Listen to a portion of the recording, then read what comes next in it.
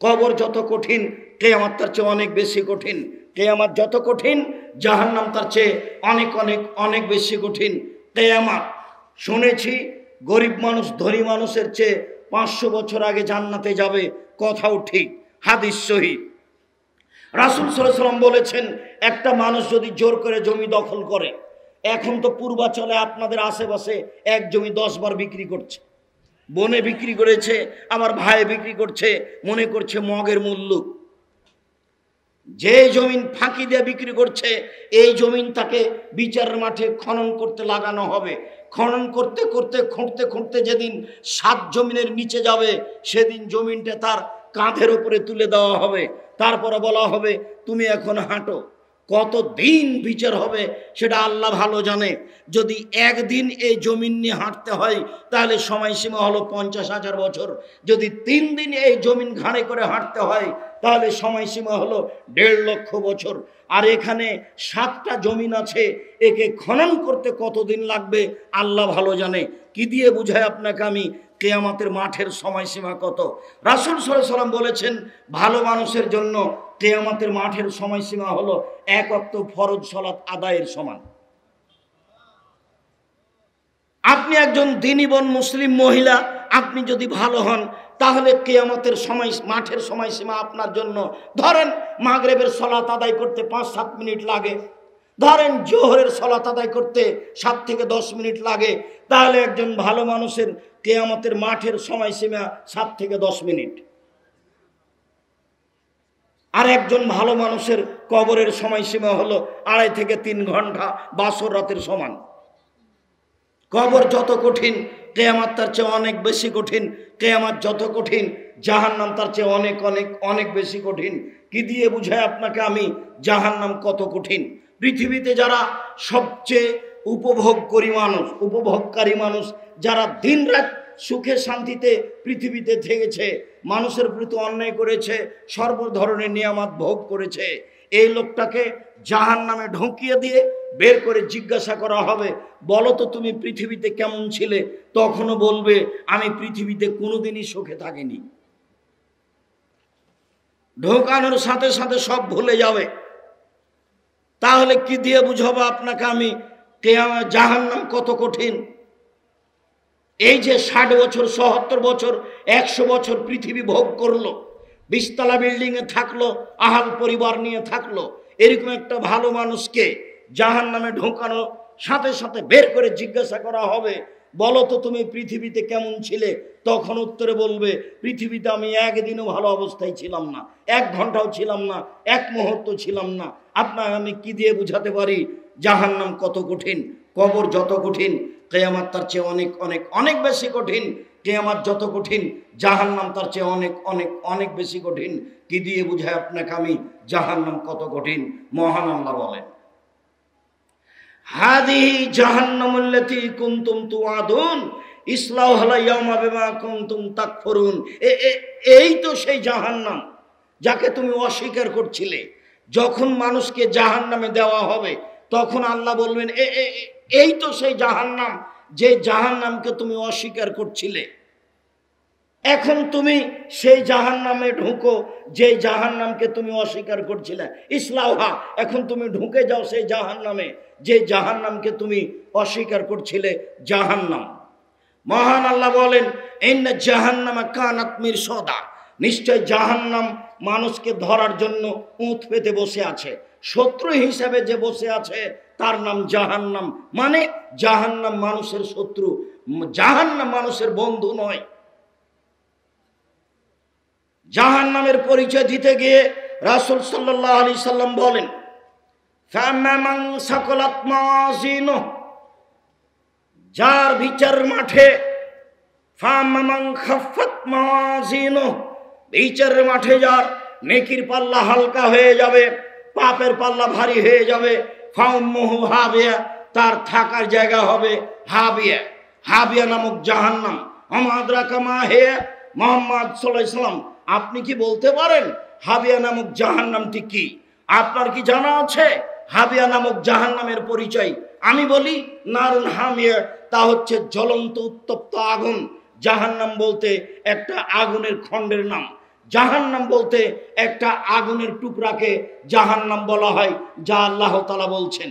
আল্লাহ তাআলা বলেন, কাল্লা লা ইউনবাযান্না ফিল হুতামা, কখনো নহে, অবশ্যই অবশ্যই তাকে চূর্ণ বিচূর্ণকারী হোতামা নামক জাহান্নামে নিক্ষেপ করা হবে।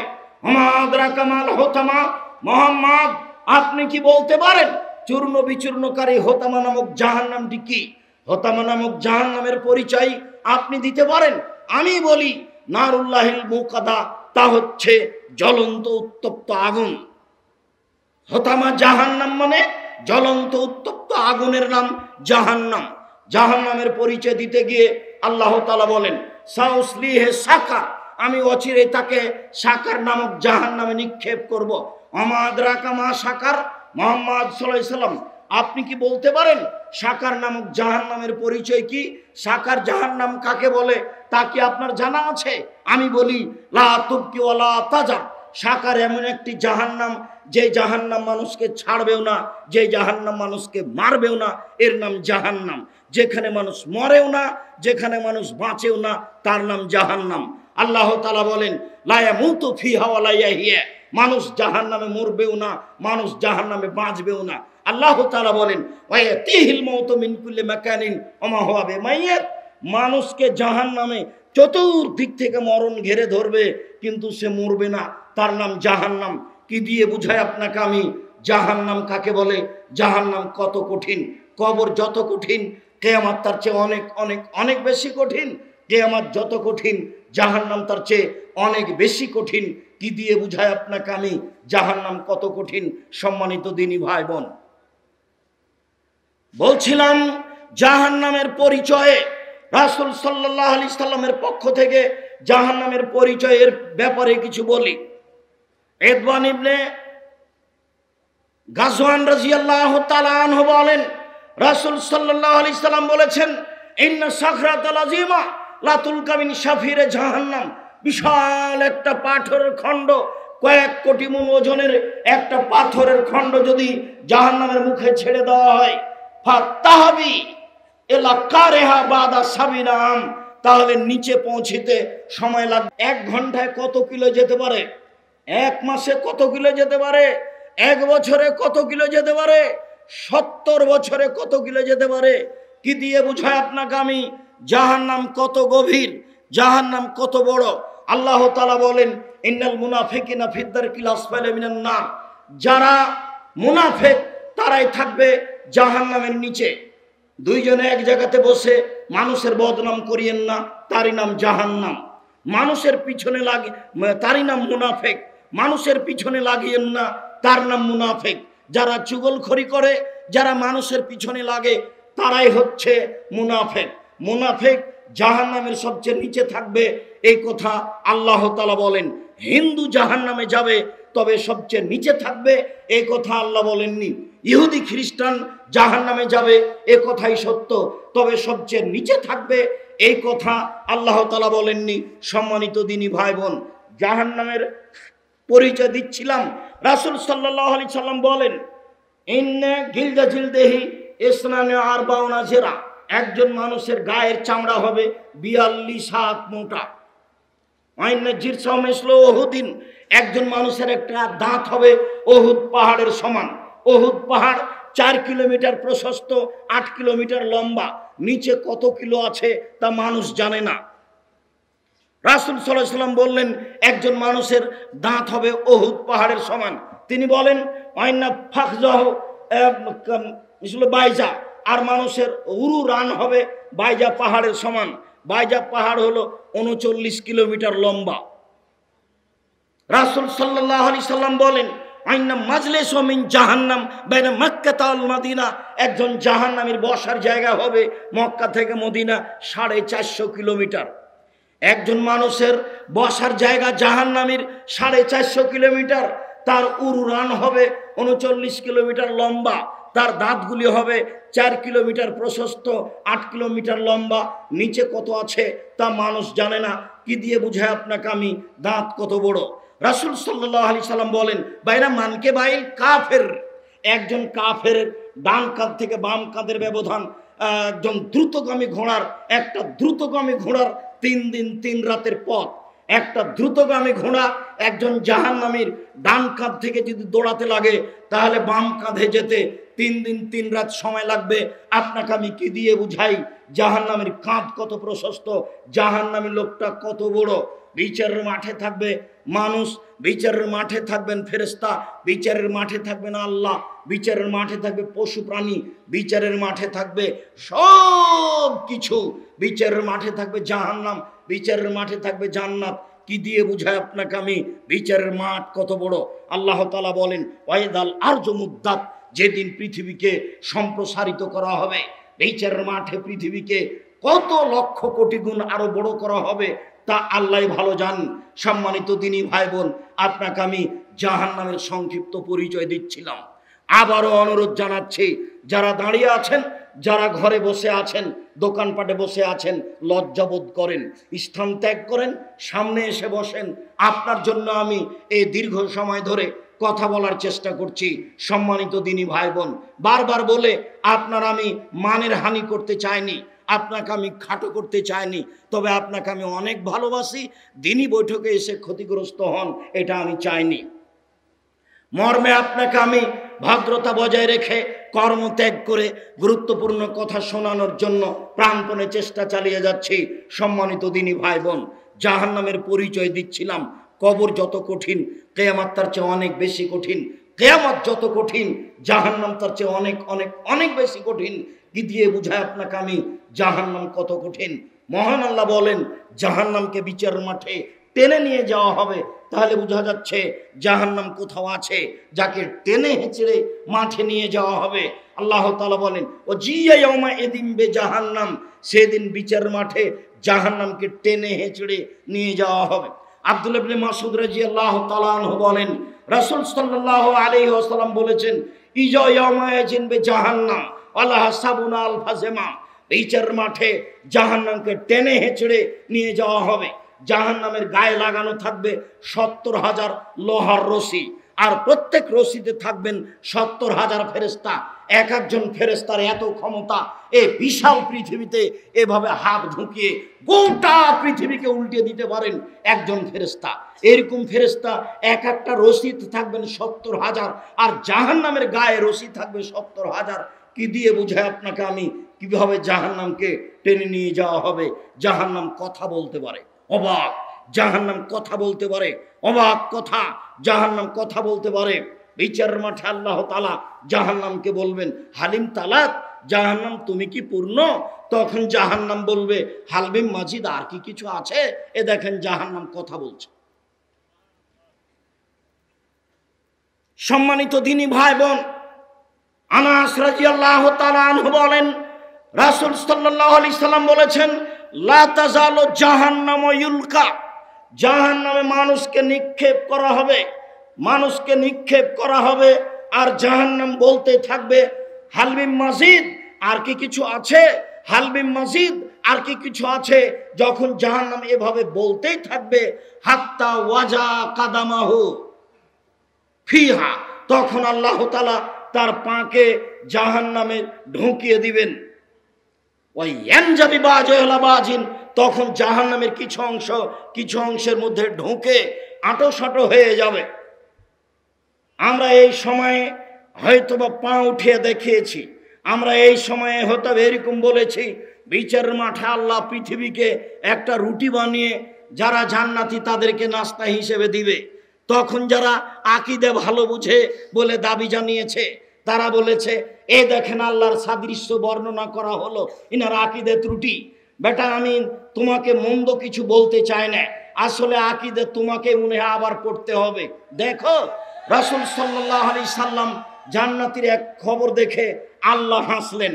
যখন ওই ব্যক্তি জান্নাতে ঢুকে গেল, যে ব্যক্তি মাঝামাঝিতে ছিল, সে বলল আল্লাহ আমার মুখটা একটু জান্নাতে করার সুযোগ দাও, এরপরে কিছু চাইবো না। ঠিক আছে দিলাম। তারপরে যখন মুখটা হয়েছে তখন বলছে জান্নাতে একটু ঢোকার সুযোগ দাও, তারপরে আর কিছু চাইবো না। এভাবে দিলাম, দিতে দিতে যখন দেওয়া হয়ে গেছে আরো সব কিছু, তখন আল্লাহ তার কথা শুনে শেষ পর্যন্ত হেসে উঠলেন। তো রাসূল সাল্লাল্লাহু আলাইহি সাল্লাম বলতে গিয়ে আল্লাহ রাসূল হেসে উঠলেন। আব্দুল্লাহ ইবনে মাসউদ ওই হাদিস বর্ণনা করতে গিয়ে আব্দুল্লাহ ইবনে মাসউদ হেসে উঠলেন। তাহলে আল্লাহর হাসি নবী দেখালেন, আল্লাহর হাসি একজন সাহাবী দেখালেন, তাহলে নবীরও কি আকীদা নষ্ট হয়ে গেছে? মানুষের ব্যাপারে, আকীদার ব্যাপারে কিছু বললে মানুষকে জিজ্ঞাসা করা উচিত। জাতির সামনেই তুমি আসনি আর আরেকজনের পিছনে লেগে গেলে, তুমি একা আসলে জানতে হবে আকীদা কি জিনিস। একটা ছেলে আমাকে বলছে যে আপনি তাকে কেন বললেন যে সে জাহান্নামে যাবে? তখন আমি বললাম তুমি তরজমা করো তো দেখি, যে সালাসাতুন লা তাদখুলুনাল জান্নাতা আবাদা, 3 শ্রেণীর মানুষ কখনো জান্নাতে যাবে না। এটা আমি বাংলা করলাম, তুমি একটা বাংলা করো দেখি। তখন আর কথা বলে না। কষ্ট পেয়ে বলেছিলাম আবার পড়তে হবে গো, বাগদাদি কায়দায় ভর্তি হতে হবে। বিশ্ববিদ্যালয়, ইসলামী বিশ্ববিদ্যালয় মদিনার এক ছেলে আমার সাথে হাঁটছে, এক সময়ে পড়াশোনা করেছিল। যখন গেটে গেছি তখন আমি বলছি বলো তো গেটে কি লেখা আছে আরবিতে, তো ঠিক মতো পড়তে পারে না। তা আমি বললাম বেকুব নাদান ধাগে উল্লু, মদিনা বিশ্ববিদ্যালয়ে আসলেই পড়া শিখে নিবা, চরম পরিশ্রম ছাড়া বিদ্যা অর্জন করা যায় না। আর হুট করে মানুষের উপরে মন্তব্য করতে হয় না, মানুষকে আগে জিজ্ঞাসা করতে হয়। আমাকে জিজ্ঞাসাই করা হলো না, আর বলে দেওয়া হলো এই দেখেন আব্দুর রাজ্জাক সাহেব দেখাচ্ছেন যে আল্লাহ এভাবে হাতে রুটি বানাবেন। আমি বলি সেই চাঁপাইনবাবগঞ্জের মতো বানানো, তো চাঁপাইনবাবগঞ্জের মহিলারা হাতে রুটি বানায়। এই কথার অর্থ এই নয় যে আমি বলেছি আল্লাহর হাতখানে এরকম, এই কথা আমি বলিনি। আমি হাদিস বুঝাতে গিয়ে এই কথা বলেছি। আর না বুঝে একটা দিকে নিয়ে চলে গেলেন।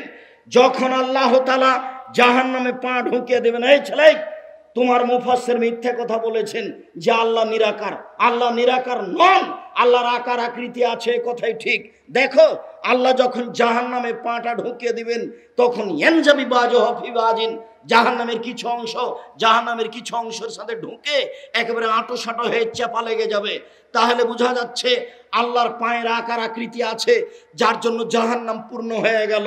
ওই সময়ে জাহান্নাম বলবে কাত কাত কাত, যথেষ্ট যথেষ্ট যথেষ্ট। আমি যেটা বলতে চাচ্ছি সেটা হলো জাহান্নাম কথা বলতে পারে। আল্লাহ তাআলা যখন জাহান্নামকে রেডি করলেন, প্রস্তুত করলেন, ফাস্তাকাতিন নার ইলা রাব্বিহা, জাহান্নাম তার প্রতিপালকের কাছে অভিযোগ করলো, অভিযোগ করে বলল রব্বি ইয়াকুল বাজি বাজান, আমার কিছু অংশকে ধরে খাচ্ছে। এই দিকের আগুন ঝাপটা মেরে ওই দিকের আগুনকে ধরে খাচ্ছে, এই দিকের আগুন ঝাপটা মেরে এই দিকের আগুনকে ধরে খাচ্ছে। একটু আমার ভিতরের শাস্তি লাঘব করবেন কি? তখন আল্লাহ বলেন আচ্ছা ঠিক আছে, তোমার অভিযোগ মেনে নিলাম। ফাওজানালাহা বে নাফসাইনে, দুইটা শ্বাসের অনুমতি দেওয়া হলো।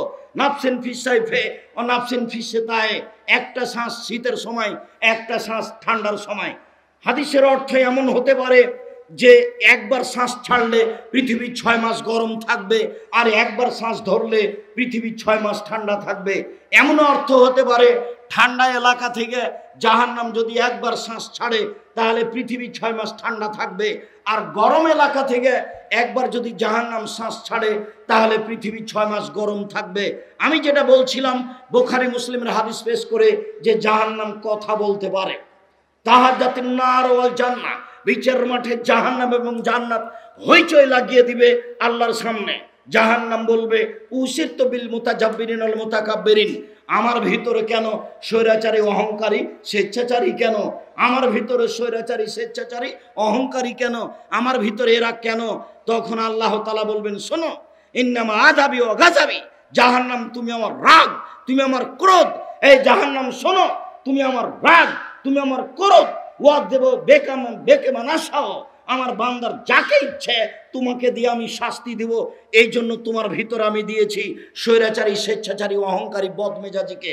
সম্মানিত দিনী ভাই বোন, বলছিলাম জাহান্নাম কথা বলতে পারে। জাহান্নামের খড়ি হবে মানুষ ও পাথর। আল্লাহ তাআলা বলেন অকুদহান আসলে হেজারা, মা জাহান্নামের খড়ি হচ্ছে মানুষ ও পাথর। আপনি বলতে পারেন আব্দুর রাজ্জাক সাহেব মানুষ না হয় পাপ করেছে জাহান্নামে যাবে, পাথর কি করলো? পাথর এইটা করলো যে পাথর দিয়ে জাহান্নামের আগুনকে ক্ষিপ্ত করে তোলা হবে, এই জন্য পাথর যাবে জাহান্নামে। আরেকটা কারণ হলো মূর্তিগুলিকে জাহান্নামে দেওয়া হবে এইসব মানুষকে বোকা বানানোর জন্য। বিচারের মাঠে বলা হবে, তোকে তো জাহান্নামে দিয়েছি, তোর নেতা মূর্তিকেও দিয়েছি, ঠেকা দেখি। অপমান করার জন্য এইসব মূর্তিগুলিকে জাহান্নামে দেওয়া হবে মানুষ ও পাথর। সম্মানিত দিনী ভাই বোন, বলছিলাম জাহান্নামীদেরকে পিছন দিকে হাত বেঁধে জাহান্নামে নিয়ে যাওয়া হবে। আল্লাহ তাআলা বলেন, খুজুহু ফাগুল্লুহু সুমাল জাহিমা সাল্লুহু, এদের ধরো, এদের শিকলবন্দি করো, এদের টেনে হেঁচড়ে জাহান্নামে নিয়ে যাওয়া হোক। এই আদেশ আল্লাহ তাআলা দিবেন। বিচারের মাঠে কেউ পালিয়ে যেতে পারবে না। হাত বাঁধা হবে কেন? অপমান করার জন্য। গাইবান্ধা, রংপুর, পলাশবাড়ি মুজিবুর বিএসসি বলেছিলেন, আমি জেলে যেতে রাজি আছি, তবে আমার হাতে যেন হাত করা না দেওয়া হয়, এটা আমার অপমানের ব্যাপার, আমি নিজেই চলে যাব।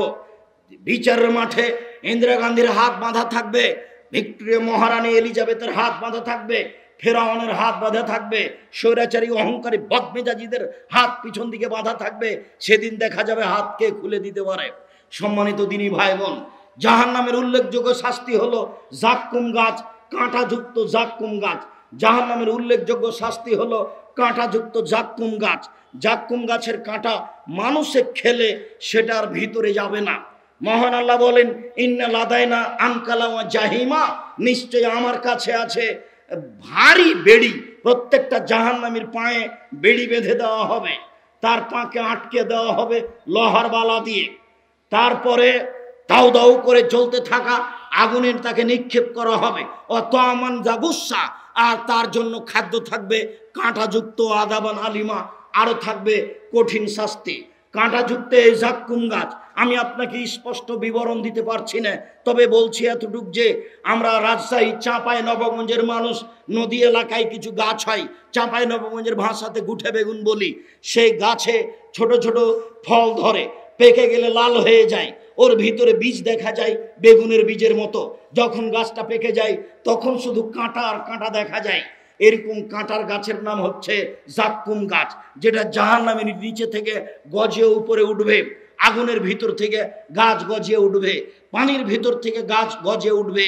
জি, পানির ভিতর থেকে গাছ গজিয়ে উঠতে পারে। যারা নদীর পাশে বসবাস করে তারা দেখেছে দাম গাছ, একটা গাছ, সেটা গভীর পানি থেকে গজিয়ে উপরে উঠে আসছে। ঠিক জাহান্নামের এই গভীরতা থেকে এই জাক্কুম গাছ বেড়ে বেড়ে বেড়ে বড় হয়ে যাবে। তার ফলগুলি হবে আপনার শয়তানের মাথার মতো। জাক্কুম গাছের ফল হবে শয়তানের মাথার মতো। অবাক কথা, শয়তানের মাথা তো আমরা দেখিনি, আল্লাহ এটা দিয়ে আমাদের কি বুঝালেন? আমরা তো শয়তানের মাথা দেখিনি, এটা আল্লাহ আমাদেরকে কি বুঝালেন?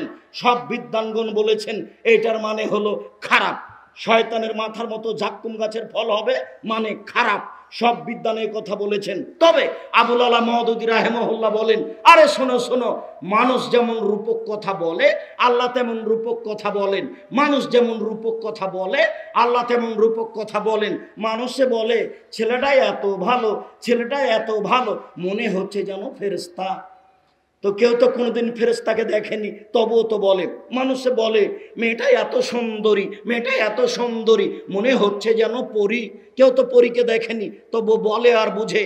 মানুষে বলে মেয়েটা এত কুৎসিত, মেয়েটা এত কুৎসিত, মনে হচ্ছে যেন পেতনি। তো কেউ তো পেতনিকে দেখেনি, তবু বলে ও বুঝে। আল্লাহ এখানে একটা রূপক কথা বলেছেন, সেটা হলো জাক্কুম গাছের ফল হবে শয়তানের মাথার মতো। তবে আবুল আলা মওদুদী রাহিমাহুল্লাহ যেই তর্জমা করেছেন, অন্য কোনো বিদ্বান তা করেছেন, তা আপাতত এই মুহূর্তে আমার জানা নেই। সব বিদ্বানই করেছেন শয়তানের মাথা মানে হলো খারাপ। সম্মানিত দিনী ভাই বোন, জাহান্নামে পানি থাকবে রক্তপুঞ্জ মিশ্রিত গরম।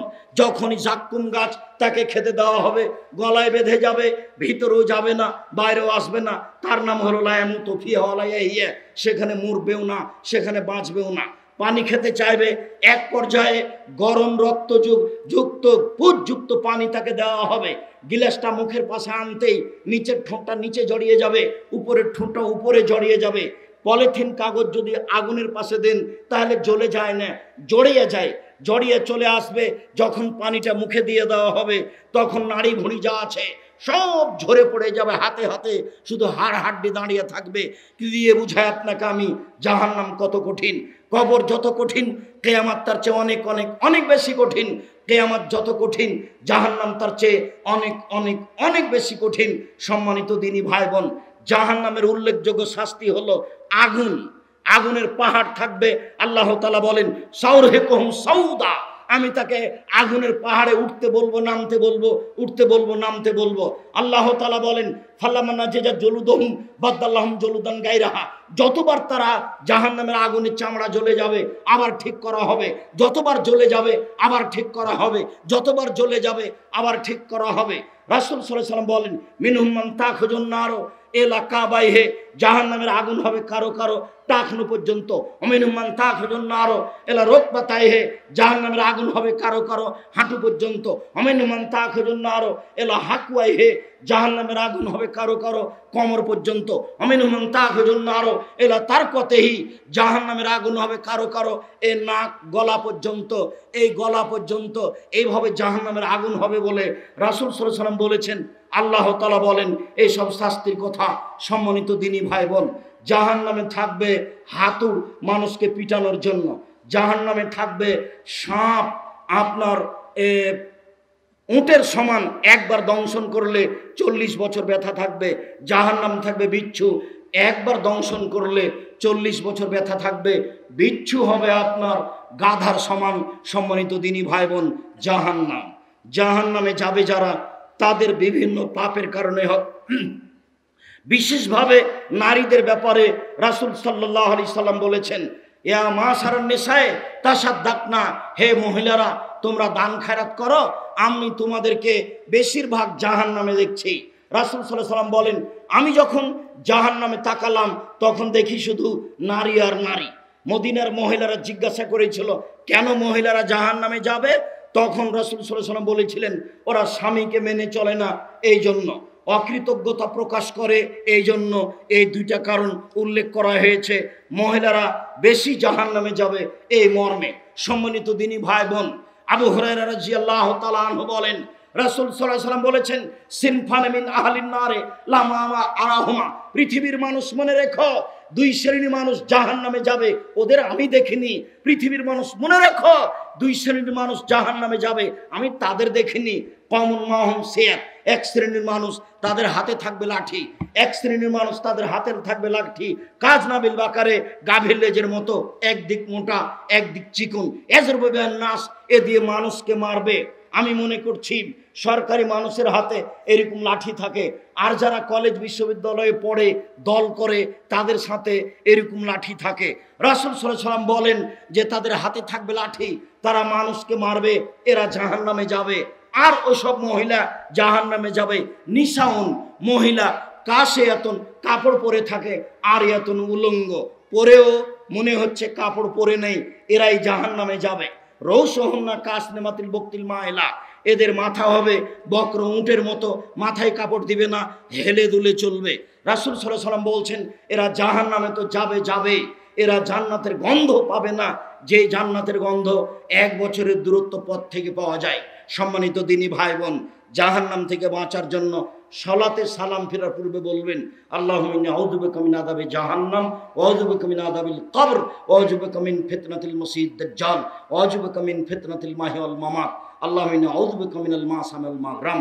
সম্মানিত দিনী ভাই বোন, জাহান্নাম থেকে বাঁচার জন্য সালাম ফেরার পূর্বে বলবেন রব্বানা আতিনা ফিদ দুনিয়া হাসানাতাও ওয়া ফিল আখিরাতি হাসানাতাও ওয়া কিনা আযাবান নার।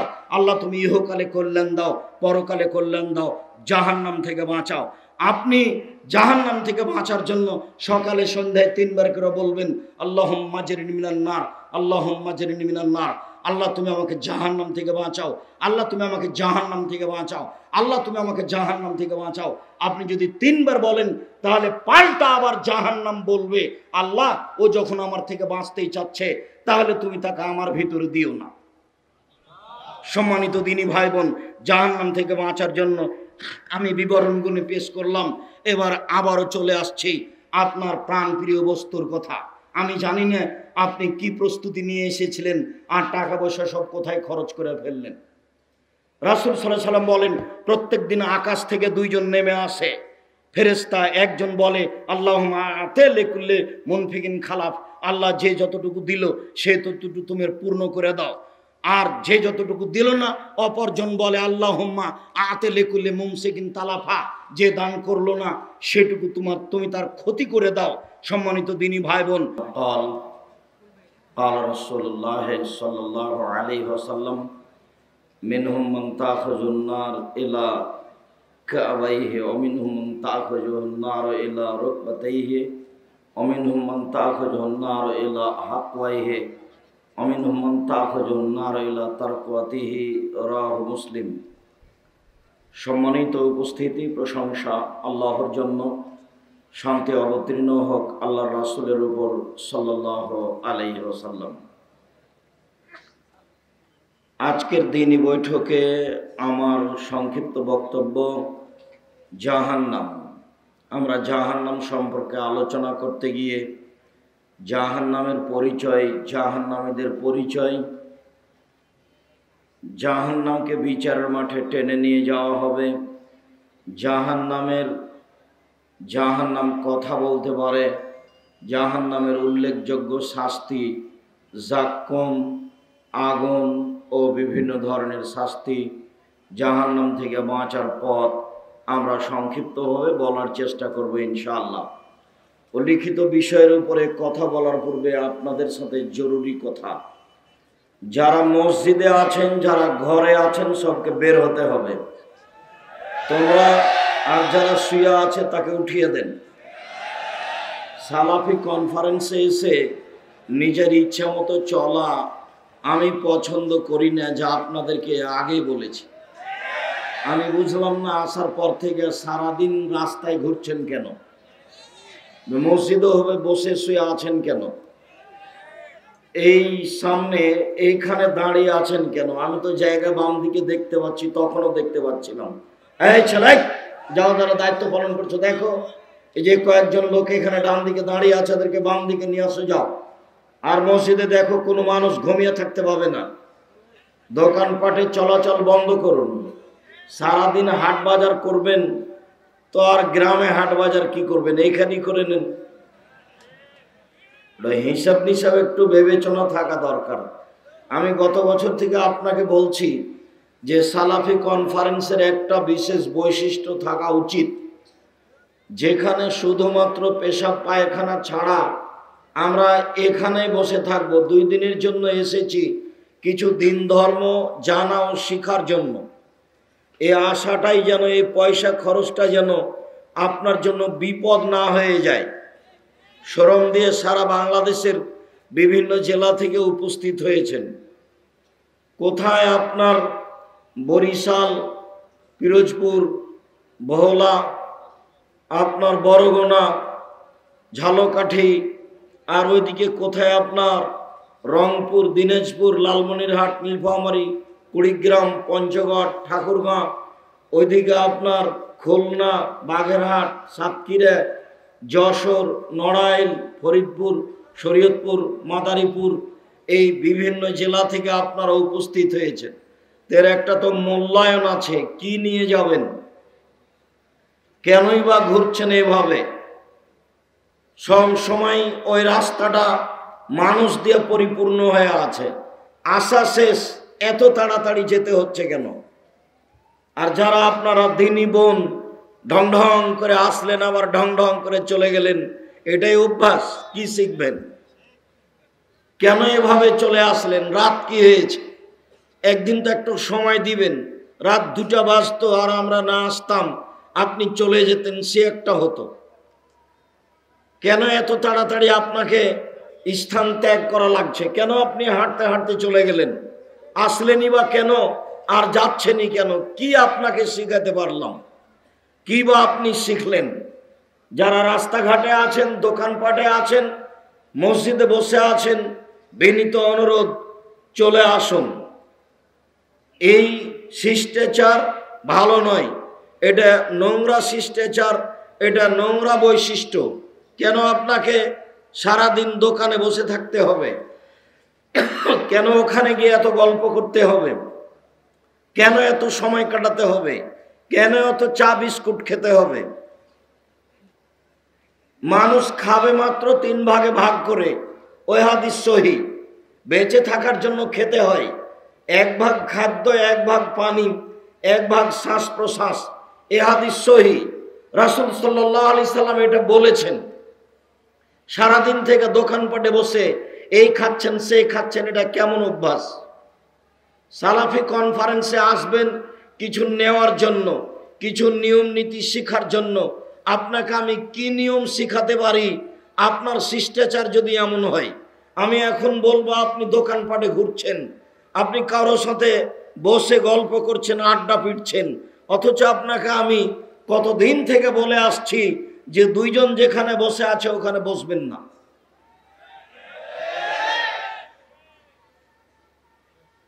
আমাদের জাহান্নামের উপরে আলোচনা করার পূর্বে আপনার সাথে আমি আপনাকে নিয়ে কয়েকটা উপদেশমূলক পরামর্শ করি। এখানে যে আসলেন কি নিয়ে যাচ্ছেন? প্রথমত আমি আগের বিবরণে বলেছি, বেশি বেশি আস্তাগফিরুল্লাহ ওয়া আতুবু ইলাইহি পড়তে অভ্যাসী হতে হবে। আস্তাগফিরুল্লাহাল্লাযী লা ইলাহা ইল্লা হুয়াল হাইয়ুল কাইয়ুম ওয়া আতুবু ইলাইহি, এই দোয়া পড়তে অভ্যাসী হতে হবে। রব্বিগফিরলি ওয়া তুব আলাইয়া ইন্নাকা আনতাত তাওয়াবুল গাফুর, এই দোয়া পড়তে অভ্যাসী হতে হবে। আর নিজের জীবনে, মানুষের জীবনে যেটা সবচেয়ে জরুরি কাজ, মানুষ হিসাবে পৃথিবীতে তার চেয়ে কোনো জরুরি কাজ নেই। মানুষের জীবনে সবচেয়ে যেটা ভিন্ন ধরনের ব্যতিক্রম জরুরি কাজ, সেটা হলো 5 ওয়াক্ত সালাত, নামাজ। আপনার জীবনে যেন এই সালাতের চেয়ে, নামাজের চেয়ে আর কোনো কাজ পৃথিবীতে জরুরি না থাকে। কেননা সব ইবাদত এরই উপরে নির্ভর করে। আর মানুষের জীবনে যেটা দ্বিতীয় জরুরি কাজ, সেটা হলো হালাল রুজি। যে কয়েকদিন বেঁচে থাকবেন হালাল রুজি উপার্জনের চেষ্টা করবেন। সালাত ও নামাজও হালাল রুজির উপরে নির্ভর করে। আপনাকে আমি উপদেশ হিসাবে তৃতীয় যেটা অনুরোধ জানিয়েছি, সেটা হচ্ছে 24 ঘন্টায় প্রত্যেক দিন কোরআন মাজিদ পড়তে অভ্যাসী হবেন, অন্তত সূরা ইখলাস। এটা আপনার নিজের জীবনের জন্য জরুরি করে নেন। সালাফি কনফারেন্সে এসে উপদেশ হিসাবে 3 নম্বর যেটা গ্রহণ করলাম, সেটা যে কোনো মূল্যে আমাকে কোরআন মাজিদ পড়তে শিখতে হবে, পড়তে হবে। কিছুই যদি না পারি তাহলে 24 ঘন্টা অন্তত সূরা ইখলাস 3 বার পড়ার চেষ্টা করতে হবে। তাহলে অন্তত কোরআন বিচারের মাঠে আপনার বিপক্ষে যাবে না। 4, যেটা আপনার জীবনে জরুরি উপদেশ হিসেবে আমরা মনে করি, সেটা হলো 2 জন লোক যেখানে বসে আছে সেখানে আপনি বসবেন না। 2 জন লোক বসে কোনো বদনাম করছে বা কিছু বলছে, সেখানে আপনি অংশগ্রহণ করিয়েন না। অংশগ্রহণ করলেই আপনার পরকাল ধ্বংসের সম্ভাবনা রয়েছে। জরুরি প্রয়োজন ছাড়া 2 জন যেখানে বসে আছে সেখানে বসবেন না। আজকের জন্য 5 নাম্বার যেটা উপদেশ, সেটা হলো এই, পরিবারের উপরে, স্ত্রীর উপরে কঠোর হবেন, শক্ত হবেন। আপনার নরমতার কারণেই আপনার স্ত্রী ভুল পথে যাচ্ছে। এই যে দেখেন সারাদিন এই পুরুষগুলোর মধ্যে হাঁটছে, ঢং ঢং করে ঘুরে বেড়াচ্ছে। কেন এটা এখনো হাঁটছে? কেন তাকে হাট বাজার করতে হবে? আজকে সালাফি কনফারেন্সে এসে তাকে কেন বাজার করতে হবে? একই কথা। আবার ওই কোথা থেকে ওই ছেলেগুলো, মেয়েগুলো ওই মহিলাদের মধ্যে জিনিস বিক্রি করা শুরু করছে। আপনার স্ত্রী সে নিয়ে ব্যস্ত। আপনার স্ত্রী তো তাকে ধমকে বের করতে পারে যে মহিলা বৈঠকে তোমার এখানে ব্যবসা কিসের? তুমি ওখানে মহিলাদের মধ্যে জিনিস বিক্রি করতে এসেছো কেন? আপনার স্ত্রী আবার তার সাথে জড়িয়ে পড়ছে। আমি বুঝলাম না সালাফি কনফারেন্সের বৈশিষ্ট্য আপনাকে আমি কি দিতে পারি। সম্মানিত দিনী ভাই বোন, যেখানে কোনো সাংগঠনিক আলোচনা করা হয় না, যেখানে কোনো দলমতের কথা বলা হয় না, যেখানে শুধু বিষয় ভিত্তিক কোরআন হাদিসের কথা বলা হয়, সেখানে আপনার বৈশিষ্ট্য এমন হবে কেন? কেন আপনি সারাদিন থেকে রাস্তায় ঘুরছেন? কেন ঘুরবেন? কেন আপনি ঘরে বসে আছেন? কেন আপনি গল্প করছেন এখন ঘরে বসে? কেন আপনার একটা ইতস্তবোধ হয় না? কেন আপনি মসজিদে এখন বসে গল্প করছেন? আপনি করবেন কেন? কি সমস্যা আপনার? সারাদিন কেন আপনি দোকানে বসে চা খাচ্ছেন, এরকম করছেন কেন? আমি তো আর পীর নই যে আপনাকে ফুঁক দিয়ে জান্নাতে পাঠিয়ে দেব। এমন কোনো পথ তো আমাদের কাছে নেই। আমলের ভিত্তিতে, তাকওয়ার ভিত্তিতে, পরহেজগারিতার ভিত্তিতেই জান্নাতের আশা করতে হবে।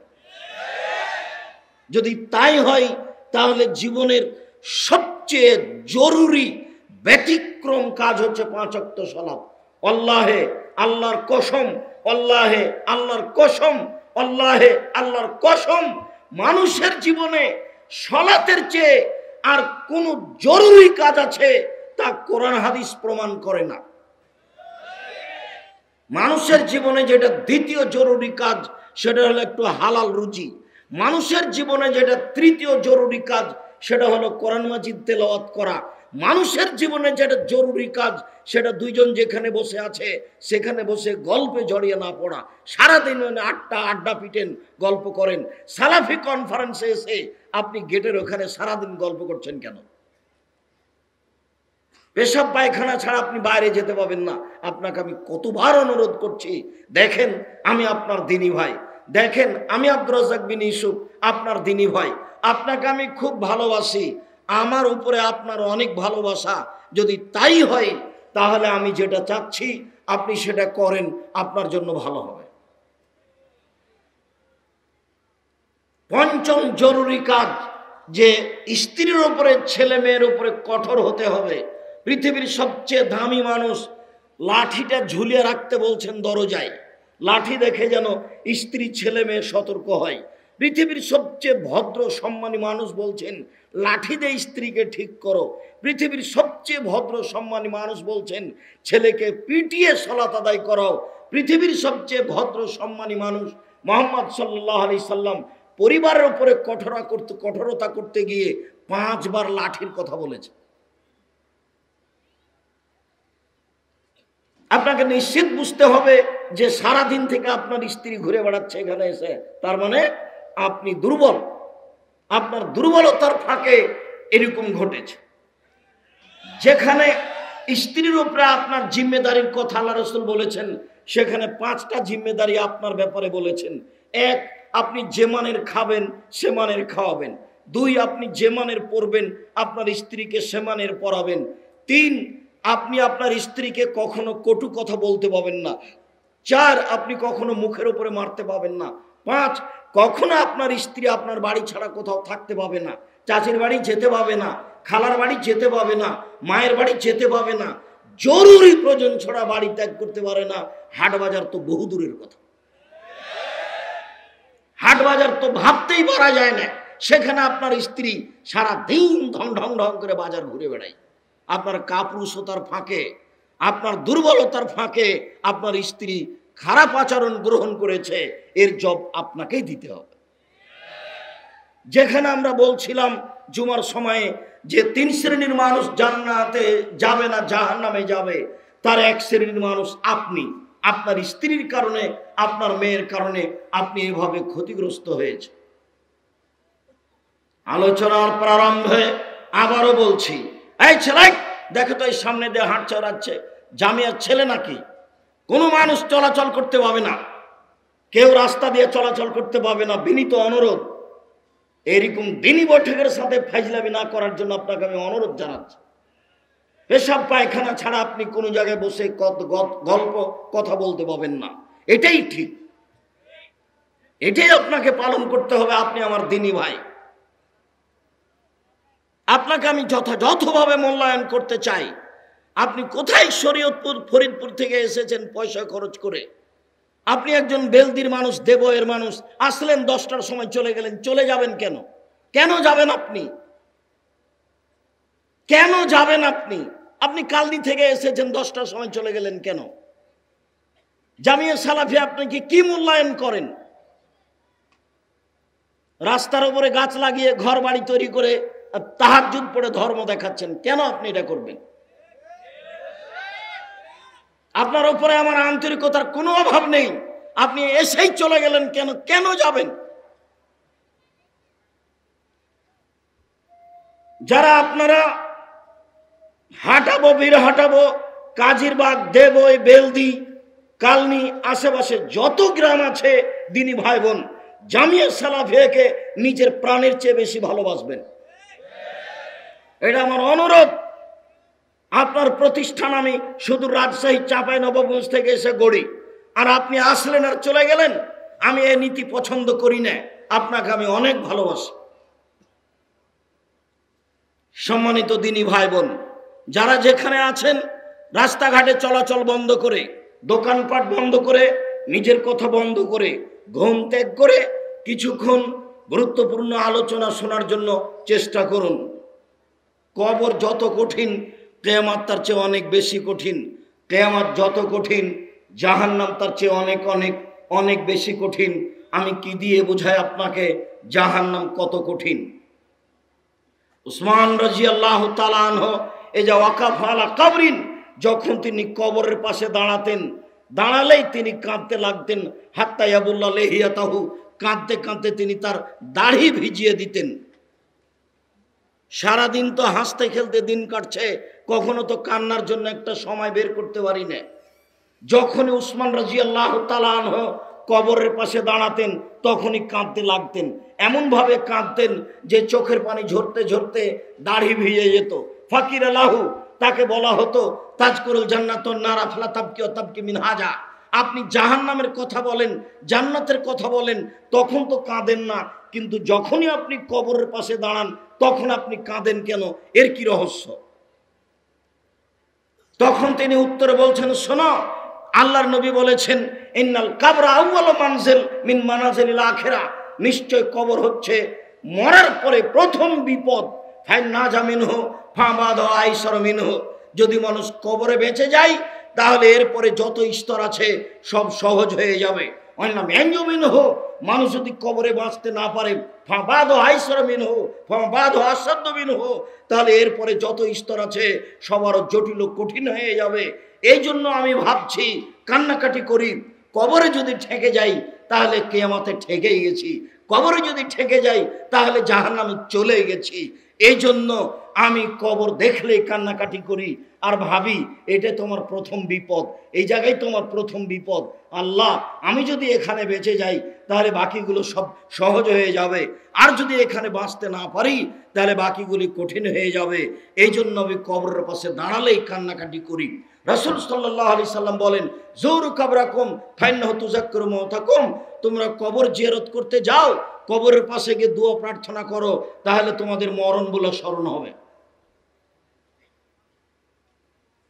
কবর যত কঠিন, কিয়ামত তার চেয়ে অনেক অনেক অনেক বেশি কঠিন।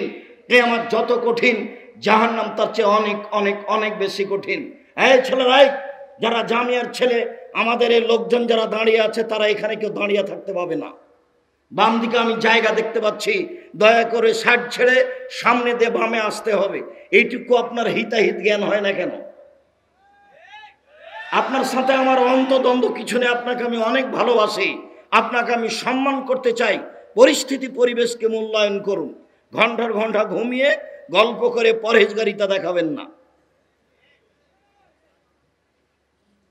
সম্মানিত দিনী ভাই বোন, রাসূল সাল্লাল্লাহু আলাইহি সাল্লাম বলেন, মারাইতু মানজারান কাতল কাবরা আবজা মিনহু, আমার জীবনে দেখিনি কোনো দৃশ্য যেটা কবরের চেয়ে আশ্চর্য হতে পারে। পৃথিবীর সবচেয়ে আশ্চর্য দৃশ্য হচ্ছে কবর। মানুষ বলে সবচেয়ে আশ্চর্য দৃশ্য হচ্ছে আগ্রার তাজমহল, মানুষ বলে সবচেয়ে আশ্চর্য দৃশ্য হচ্ছে কলিকাতার হাওড়ার ব্রিজ, মানুষ বলে যে সবচেয়ে আশ্চর্য দৃশ্য হচ্ছে ইরাকের ব্যাবিলনের ঘণ্টা। অনেক কিছু মানুষের কাছে আশ্চর্য, কিন্তু রাসূল সাল্লাল্লাহু আলাইহি ওয়াসাল্লাম বলেন, পৃথিবীতে এমন কোনো জায়গা নেই যেটা কবরের চেয়ে আশ্চর্য হতে পারে। যত দৃশ্য আছে, দেখার মতো জিনিস আছে, তার মধ্যে সবচেয়ে আশ্চর্য জায়গা হলো কবর। কবর বলতে বাড়ির পিছন দিকে 2-2.5 হাত গর্ত করে যে রেখে দেওয়া হয়েছে আপনার চাচা বাপকে, তার নাম কবর নয়। সেটাই যদি কবর হয় তাহলে যাকে বাঘে খেয়েছে তার কবর কোথায়? কবর স্থানে যে আপনি বাপকে মাটি দিয়ে আসলেন সেটা কবর নয়, সেটাই যদি কবর হয়, তাহলে যে আগুনে জ্বলে ছাই হয়ে গেল তার কবর কোথায়? বাড়ির পিছন দিকে যে গর্ত, 3 হাত গর্ত খুঁড়ে আত্মীয় স্বজনকে মাটিতে পুঁতে দিয়ে চলে আসলেন, সেটা কবর নয়। সেটাই যদি কবর হয়, তাহলে যে পানিতে ডুবে মারা গেল তার কবর কোথায়? সম্মানিত দিনী ভাই বোন, কবর বলতে মরার পর থেকে নিয়ে বিচারের দিন পর্যন্ত এই দীর্ঘ একটা সময়ের নাম কবর। সেটা তাকে বাঘও খেতে পারে, সেটা পানিতেও ডুবে যেতে পারে, সে আগুনে জ্বলে ছাই হয়ে যেতে পারে। যখনই তার দেহে থেকে আত্মা চলে গেছে, সেই সময় থেকে এই আত্মার জগতের নাম কবর, বিচারের দিন পর্যন্ত। আর এইটার সময়সীমা হলো ভালো মানুষের জন্য বাসর ঘরের রাতের সমান। আর যদি খারাপ মানুষ হয়, তাহলে ধরেন 3000 কোটি বছর আগে যে মারা গেছে, 10,000 বছর আগে যে মারা গেছে, তার কবরে শাস্তি হতেই আছে, হতেই থাকবে কিয়ামত পর্যন্ত। আর যারা ভালো মানুষ, তারা কবরে শুয়ে গেছে, যখনই কিয়ামত হবে তখন তাড়াহুড়া করে বলবে, কি ব্যাপার কি ব্যাপার, এত তাড়াতাড়ি ফজর হয়ে গেল? বাসর রাতের সমান তার হলো কবরের সময়সীমা। বিবাহ করে বউ নিয়ে এসেছে, রাত্রি 10টায় এসেছে, বাড়িতে আত্মীয় স্বজনের সাথে কথা বলতে বলতে 12টা 1টা হয়ে গেছে। এরপরে স্বামী স্ত্রী ঘরে গেছে, মাথায় হাত দিয়ে দোয়া পড়েছে, তারপরে 2 রাকাত সালাত আদায় করেছে, তারপরে কিছু কথা বলেছে, তারপরে দাম্পত্য জীবনে গেছে, তারপরে ঘুমিয়ে গেছে। অনুমান করলাম রাত 2টায় ঘুমিয়েছে। এবার 4:30 5টায় আজান হয়ে গেল, তাহলে 3 ঘন্টা রাতে ঘুমিয়েছে। তাহলে বাসর ঘরের রাতের সময়সীমা হলো 3 ঘন্টা, ভালো মানুষের কবরের সময়সীমা হলো 3 ঘন্টা। মানুষ যদি ভালো হয়, তাহলে তার কবরের সময়সীমা হলো বাসর রাতের সমান। রাসূল সাল্লাল্লাহু আলাইহি ওয়াসাল্লাম বললেন, নামকা নামাতিল আরুসে লাইকে জহিল্লাহ আলাইহি আলাইহি। শোনো, তুমি তো উত্তর সুন্দর দিয়েছ, এখন তুমি ঘুমিয়ে যাও। বাসর রাতে ঘুমানোর মতো, যাকে তার নিজের মানুষ ছাড়া কেউ উঠায় না, ওইভাবে ঘুমিয়ে যাও। তার মানে ভালোরা মানুষের কবরের সময়সীমা হলো বাসর রাতের সমান। উপস্থিত বৈঠকের দিনী মুসলিম ভাই বোনকে নিজ কর্ম ত্যাগ করে কথাগুলি গুরুত্ব সহকারে শোনার জন্য অনুরোধ জানাচ্ছি। কবর যত কঠিন, কিয়ামত তার চেয়ে অনেক বেশি কঠিন। কিয়ামত যত কঠিন, জাহান্নাম তার চেয়ে অনেক অনেক অনেক বেশি কঠিন। কিয়ামত শুনেছি গরিব মানুষ ধনী মানুষের চেয়ে 500 বছর আগে জান্নাতে যাবে, কথাও ঠিক, হাদিস সহিহ। রাসূল সাল্লাল্লাহু আলাইহি ওয়াসাল্লাম বলেছেন, একটা মানুষ যদি জোর করে জমি দখল করে, এখন তো পূর্বাচলে আপনাদের আশেপাশে এক জমি 10 বার বিক্রি করছে, বনে বিক্রি করেছে, আমার ভাই বিক্রি করছে, মনে করছে মগের মূল্য। যে জমিন ফাঁকি দিয়ে বিক্রি করছে, এই জমিন তাকে বিচারের মাঠে খনন করতে লাগানো হবে। খনন করতে করতে খুঁড়তে খুঁড়তে যেদিন 7 জমিনের নিচে যাবে, সেদিন জমিনটা তার কাঁধের উপরে তুলে দেওয়া হবে। তারপরে বলা হবে, তুমি এখন হাঁটো। কত দিন বিচার হবে সেটা আল্লাহ ভালো জানে। যদি একদিন এই জমিন নিয়ে হাঁটতে হয়, তাহলে সময়সীমা হলো 50,000 বছর। যদি 3 দিন এই জমিন ঘাড়ে করে হাঁটতে হয়, তাহলে সময়সীমা হলো 1.5 লক্ষ বছর। আর এখানে 7টা জমিন আছে, একে খনন করতে কতদিন লাগবে আল্লাহ ভালো জানে। কি দিয়ে বুঝায় আপনাকে আমি কিয়ামতের মাঠের সময়সীমা কত? রাসূল সাল্লাল্লাহু আলাইহি ওয়াসাল্লাম বলেছেন, ভালো মানুষের জন্য কিয়ামতের মাঠের সময়সীমা হলো 1 ওয়াক্ত ফরজ সালাত আদায়ের সমান। আপনি একজন দ্বীনীবন মুসলিম মহিলা, আপনি যদি ভালো হন, তাহলে কিয়ামতের সময় মাঠের সময়সীমা আপনার জন্য, ধরেন মাগরিবের সালাত আদায় করতে 5-7 মিনিট লাগে, ধরেন জোহরের সালাত আদায় করতে 7 থেকে 10 মিনিট লাগে, তাহলে একজন ভালো মানুষের কিয়ামতের মাঠের সময়সীমা 7 থেকে 10 মিনিট। আর একজন ভালো মানুষের কবরের সময়সীমা হলো 2.5 থেকে 3 ঘন্টা, বাসর রাতের সমান। কবর যত কঠিন, কিয়ামত তার চেয়ে অনেক বেশি কঠিন। কিয়ামত যত কঠিন, জাহান্নাম তার চেয়ে অনেক অনেক অনেক বেশি কঠিন। কি দিয়ে বুঝায় আপনাকে আমি জাহান্নাম কত কঠিন? পৃথিবীতে যারা সবচেয়ে উপভোগকারী মানুষ, যারা দিনরাত সুখে শান্তিতে পৃথিবীতে থেকেছে, মানুষের প্রতি অন্যায় করেছে, সর্ব ধরনের নিয়ামত ভোগ করেছে, এই লোকটাকে জাহান্নামে ঢুকিয়ে দিয়ে বের করে জিজ্ঞাসা করা হবে, বলো তো তুমি পৃথিবীতে কেমন ছিলে? তখনও বলবে, আমি পৃথিবীতে কোনোদিনই সুখে থাকিনি। ঢোকানোর সাথে সাথে সব ভুলে যাবে। তাহলে কি দিয়ে বুঝাবো আপনাকে আমি জাহান্নাম কত কঠিন? এই যে 60 বছর 77 বছর 100 বছর পৃথিবী ভোগ করলো, 20 তলা বিল্ডিং এ থাকলো, আহাল পরিবার নিয়ে থাকলো, এরকম একটা ভালো মানুষকে জাহান্নামে ঢোকানো সাথে সাথে বের করে জিজ্ঞাসা করা হবে, বলো তো তুমি পৃথিবীতে কেমন ছিলে? তখন উত্তরে বলবে, পৃথিবীতে আমি একদিনও ভালো অবস্থায় ছিলাম না, 1 ঘন্টাও ছিলাম না, 1 মুহূর্ত ছিলাম না। আপনাকে আমি কি দিয়ে বুঝাতে পারি জাহান্নাম কত কঠিন? কবর যত কঠিন, কিয়ামত তার চেয়ে অনেক অনেক অনেক বেশি কঠিন। কিয়ামত যত কঠিন, জাহান্নাম তার চেয়ে অনেক অনেক অনেক বেশি কঠিন। কি দিয়ে বুঝায় আপনাকে আমি জাহান্নাম কত কঠিন? মহান আল্লাহ বলেন, হাদিহি জাহান্নামুল্লাতী কুনতুম তুআদুন ইসলাউহা ইয়াওমা বিমা কুনতুম তাকফুরুন। এই তো সেই জাহান্নাম যাকে তুমি অস্বীকার করছিলে। যখন মানুষকে জাহান্নামে দেওয়া হবে তখন আল্লাহ বলবেন, এই তো সেই জাহান্নাম, যে জাহান্নামকে তুমি অস্বীকার করছিলে। এখন তুমি সেই জাহান্নামে ঢুকো যে জাহান্নামকে তুমি অস্বীকার করছিলে। ইসলাউহা, এখন তুমি ঢুকে যাও সেই জাহান্নামে যে জাহান্নামকে তুমি অস্বীকার করছিলে, জাহান্নাম। মহান আল্লাহ বলেন, ইন্না জাহান্নামা কানাত মিরসাদা, নিশ্চয় জাহান্নাম মানুষকে ধরার জন্য উঁত পেতে বসে আছে। শত্রু হিসাবে যে বসে আছে তার নাম জাহান্নাম।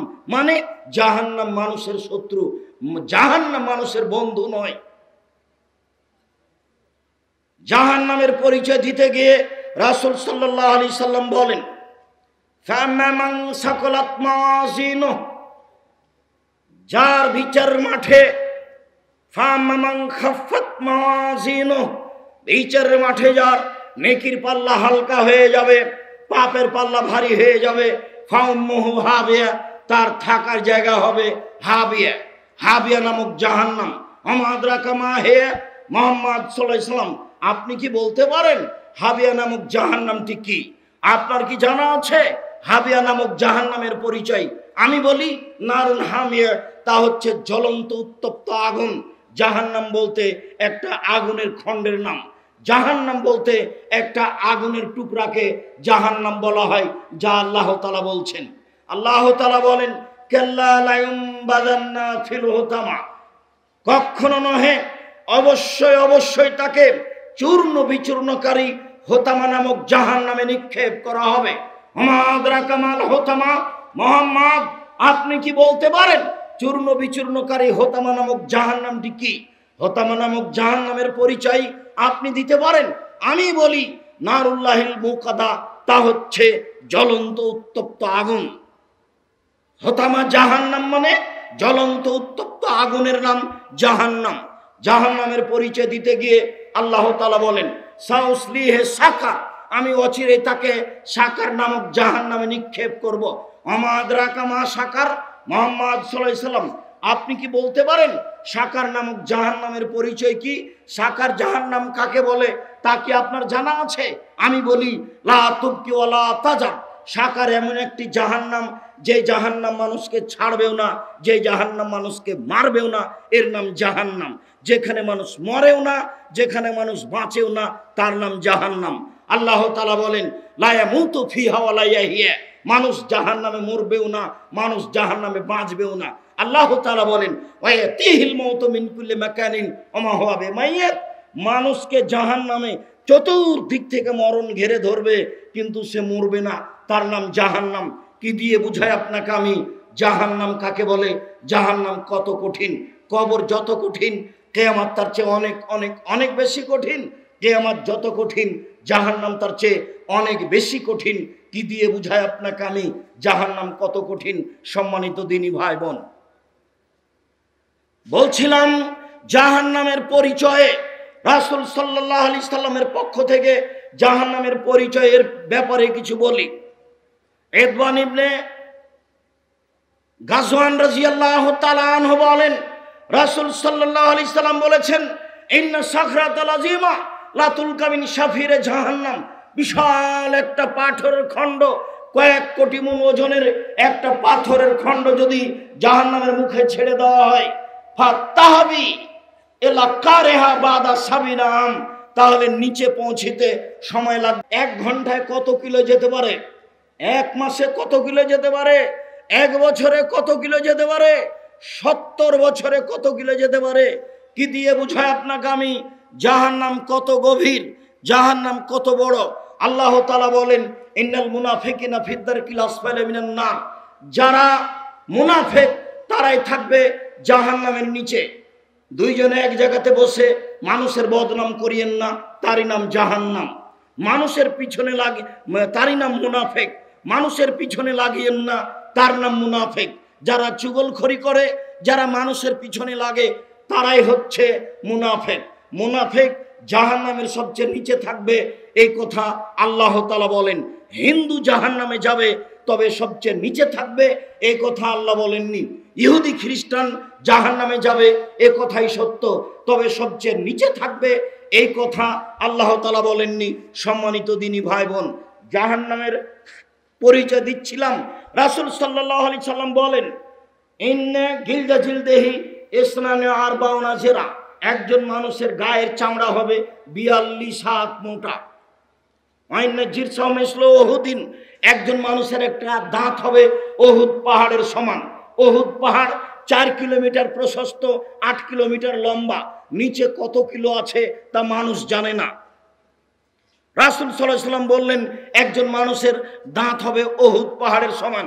তিনি বলেন, আইনা ফাখজাহু মিসলু বাইজা। আর মানুষের উরু রান হবে বাইজা পাহাড়ের সমান। বাইজা পাহাড় হলো 39 কিলোমিটার লম্বা। রাসূল সাল্লাল্লাহু আলাইহি সাল্লাম বলেন, আইনা মাজলিসু মিন জাহান্নাম বাইনা মক্কা ওয়াল মদিনা। একজন জাহান্নামীর বসার জায়গা হবে মক্কা থেকে মদিনা 450 কিলোমিটার। একজন মানুষের বসার জায়গা জাহান্নামীর 450 কিলোমিটার। তার উরু রান হবে 39 কিলোমিটার লম্বা। তার দাঁতগুলি হবে 4 কিলোমিটার প্রশস্ত, 8 কিলোমিটার লম্বা। নিচে কত আছে তা মানুষ জানে না। কি দিয়ে বুঝায় আপনাকে আমি দাঁত কত বড়? রাসূল সাল্লাল্লাহু আলাইহি সাল্লাম বলেন, বাইনা মানকে বাইল কাফের। একজন কাফের ডান কাঁধ থেকে বাম কাঁধের ব্যবধান। একজন দ্রুতগামী ঘোড়ার, একটা দ্রুতগামী ঘোড়ার 3 দিন 3 রাতের পথ। একটা দ্রুতগামী ঘোড়া একজন জাহান্নামীর ডান কাঁধ থেকে যদি দৌড়াতে লাগে, তাহলে বাম কাঁধে যেতে 3 দিন 3 রাত সময় লাগবে। আপনাকে আমি কি দিয়ে বুঝাই জাহান্নামীর কাঁধ কত প্রশস্ত, জাহান্নামী লোকটা কত বড়? বিচারের মাঠে থাকবে মানুষ, বিচারের মাঠে থাকবেন ফেরেশতা, বিচারের মাঠে থাকবেন আল্লাহ, বিচারের মাঠে থাকবে পশু প্রাণী, বিচারের মাঠে থাকবে সব কিছু। বিচারের মাঠে থাকবে জাহান্নাম, বিচারের মাঠে থাকবে জান্নাত। কি দিয়ে বুঝায় আপনাকে আমি বিচারের মাঠ কত বড়? আল্লাহ তাআলা বলেন, ওয়াইদাল আরজু মুদ্দাত। যেদিন পৃথিবীকে সম্প্রসারিত করা হবে, বিচারের মাঠে পৃথিবীকে কত লক্ষ কোটি গুণ আরো বড় করা হবে, তা আল্লাহ ভালো জানেন। সম্মানিত দিনী ভাই বোন, আপনাকে আমি জাহান্নামের সংক্ষিপ্ত পরিচয় দিচ্ছিলাম। আবারও অনুরোধ জানাচ্ছি, যারা দাঁড়িয়ে আছেন, যারা ঘরে বসে আছেন, দোকানপাটে বসে আছেন, লজ্জাবোধ করেন, স্থান ত্যাগ করেন, সামনে এসে বসেন। আপনার জন্য আমি এই দীর্ঘ সময় ধরে কথা বলার চেষ্টা করছি। সম্মানিত দিনী ভাই বোন, বারবার বলে আপনার আমি মানের হানি করতে চাইনি, আপনাকে আমি খাটো করতে চাইনি, তবে আপনাকে আমি অনেক ভালোবাসি। দিনী বৈঠকে এসে ক্ষতিগ্রস্ত হন, এটা আমি চাইনি। মর্মে আপনাকে আমি ভদ্রতা বজায় রেখে কর্মত্যাগ করে গুরুত্বপূর্ণ কথা শোনানোর জন্য প্রাণপণে চেষ্টা চালিয়ে যাচ্ছি। সম্মানিত দিনী ভাই বোন, জাহান্নামের পরিচয় দিচ্ছিলাম। কবর যত কঠিন, কিয়ামত তার চেয়ে অনেক বেশি কঠিন। কিয়ামত যত কঠিন, জাহান্নাম তার চেয়ে অনেক অনেক অনেক বেশি কঠিন। কি দিয়ে বুঝায় আপনাকে আমি জাহান্নাম কত কঠিন? মহান আল্লাহ বলেন, জাহান্নামকে বিচারের মাঠে টেনে নিয়ে যাওয়া হবে। তাহলে বোঝা যাচ্ছে জাহান্নাম কোথাও আছে, যাকে টেনে হেঁচড়ে মাঠে নিয়ে যাওয়া হবে। আল্লাহ তাআলা বলেন, ও জিয়া ইয়াউমা ইদিন বে জাহান্নাম। সেদিন বিচার মাঠে জাহান্নামকে টেনে হেঁচড়ে নিয়ে যাওয়া হবে। আব্দুল্লাহ ইবনে মাসউদ রাদিয়াল্লাহু তাআলা আনহু বলেন, রাসূল সাল্লাল্লাহু আলাইহি ওয়াসাল্লাম বলেছেন, ইজা ইয়াউমা ইদিন বে জাহান্নাম ওয়ালা হাসাবুনা আল ফাজমা। বিচার মাঠে জাহান্নামকে টেনে হেঁচড়ে নিয়ে যাওয়া হবে। জাহান্নামের গায়ে লাগানো থাকবে 70,000 লোহার রশি। আর প্রত্যেক রশিতে থাকবেন 70,000 ফেরেশতা। এক একজন ফেরেশতার এত ক্ষমতা, এই বিশাল পৃথিবীতে এভাবে হাত ঢুকিয়ে গোটা পৃথিবীকে উল্টিয়ে দিতে পারেন একজন ফেরেশতা। এরকম ফেরেশতা এক একটা রশিতে থাকবেন 70,000, আর জাহান্নামের গায়ে রশি থাকবে 70,000। কি দিয়ে বুঝায় আপনাকে আমি কিভাবে জাহান্নামকে টেনে নিয়ে যাওয়া হবে? জাহান্নাম কথা বলতে পারে, অবাক। জাহান্নাম কথা বলতে পারে, অবাক কথা। জাহান্নাম কথা বলতে পারে। বিচারের মাঠে আল্লাহ তাআলা জাহান্নামকে বলবেন, হালিম তালাত, জাহান্নাম তুমি কি পূর্ণ? তখন জাহান্নাম বলবে, হালবিম মাজিদ, আর কি কিছু আছে? এ দেখেন জাহান্নাম কথা বলছে। সম্মানিত দিনী ভাই বোন, আনাস রাদিয়াল্লাহু তাআলা আনহু বলেন, রাসূল সাল্লাল্লাহু আলাইহি সাল্লাম বলেছেন, লা তাজালু জাহান্নামু ইউলকা, জাহান্নামে মানুষকে নিক্ষেপ করা হবে, মানুষকে নিক্ষেপ করা হবে।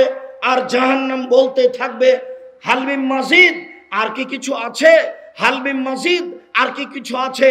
যখন জাহান্নাম এভাবে বলতেই থাকবে, হাত্তা ওয়াজা কাদামাহু ফিহা, তখন আল্লাহ তাআলা তার পাকে জাহান্নামে ঢুকিয়ে দিবেন। ওই ইয়ানজাবি বাজিলা বাজিন, তখন জাহান্নামের কিছু অংশের মধ্যে ঢুকে আঁটোসাঁটো হয়ে যাবে। আমরা এই সময়ে হয়তোবা পা উঠিয়ে দেখিয়েছি, আমরা এই সময়ে হয়তো এরকম বলেছি, বিচারের মাঠে আল্লাহ পৃথিবীকে একটা রুটি বানিয়ে যারা জান্নাতি তাদেরকে নাস্তা হিসেবে দিবে। তখন যারা আকীদা ভালো বুঝে বলে দাবি জানিয়েছে, তারা বলেছে, এ দেখেন আল্লাহর সাদৃশ্য বর্ণনা করা হলো, ইনার আকীদা ত্রুটি। বেটা, আমি তোমাকে মন্দ কিছু বলতে চাই না, আসলে আকীদা তোমাকে মনে হয় আবার পড়তে হবে। দেখো, রাসূল সাল্লাল্লাহু আলাইহি সাল্লাম জান্নাতীর এক খবর দেখে আল্লাহ হাসলেন। যখন ওই ব্যক্তি জান্নাতে ঢুকে গেল, যে ব্যক্তি মাঝামাঝিতে ছিল, সে বলল, আল্লাহ আমার মুখটা একটু জান্নাতে করার সুযোগ দাও, এরপরে কিছু চাইবো না। ঠিক আছে, দিলাম। তারপরে যখন মুখটা হয়েছে, তখন বলছে জান্নাতে একটু ঢোকার সুযোগ দাও, তারপরে আর কিছু চাইবো না।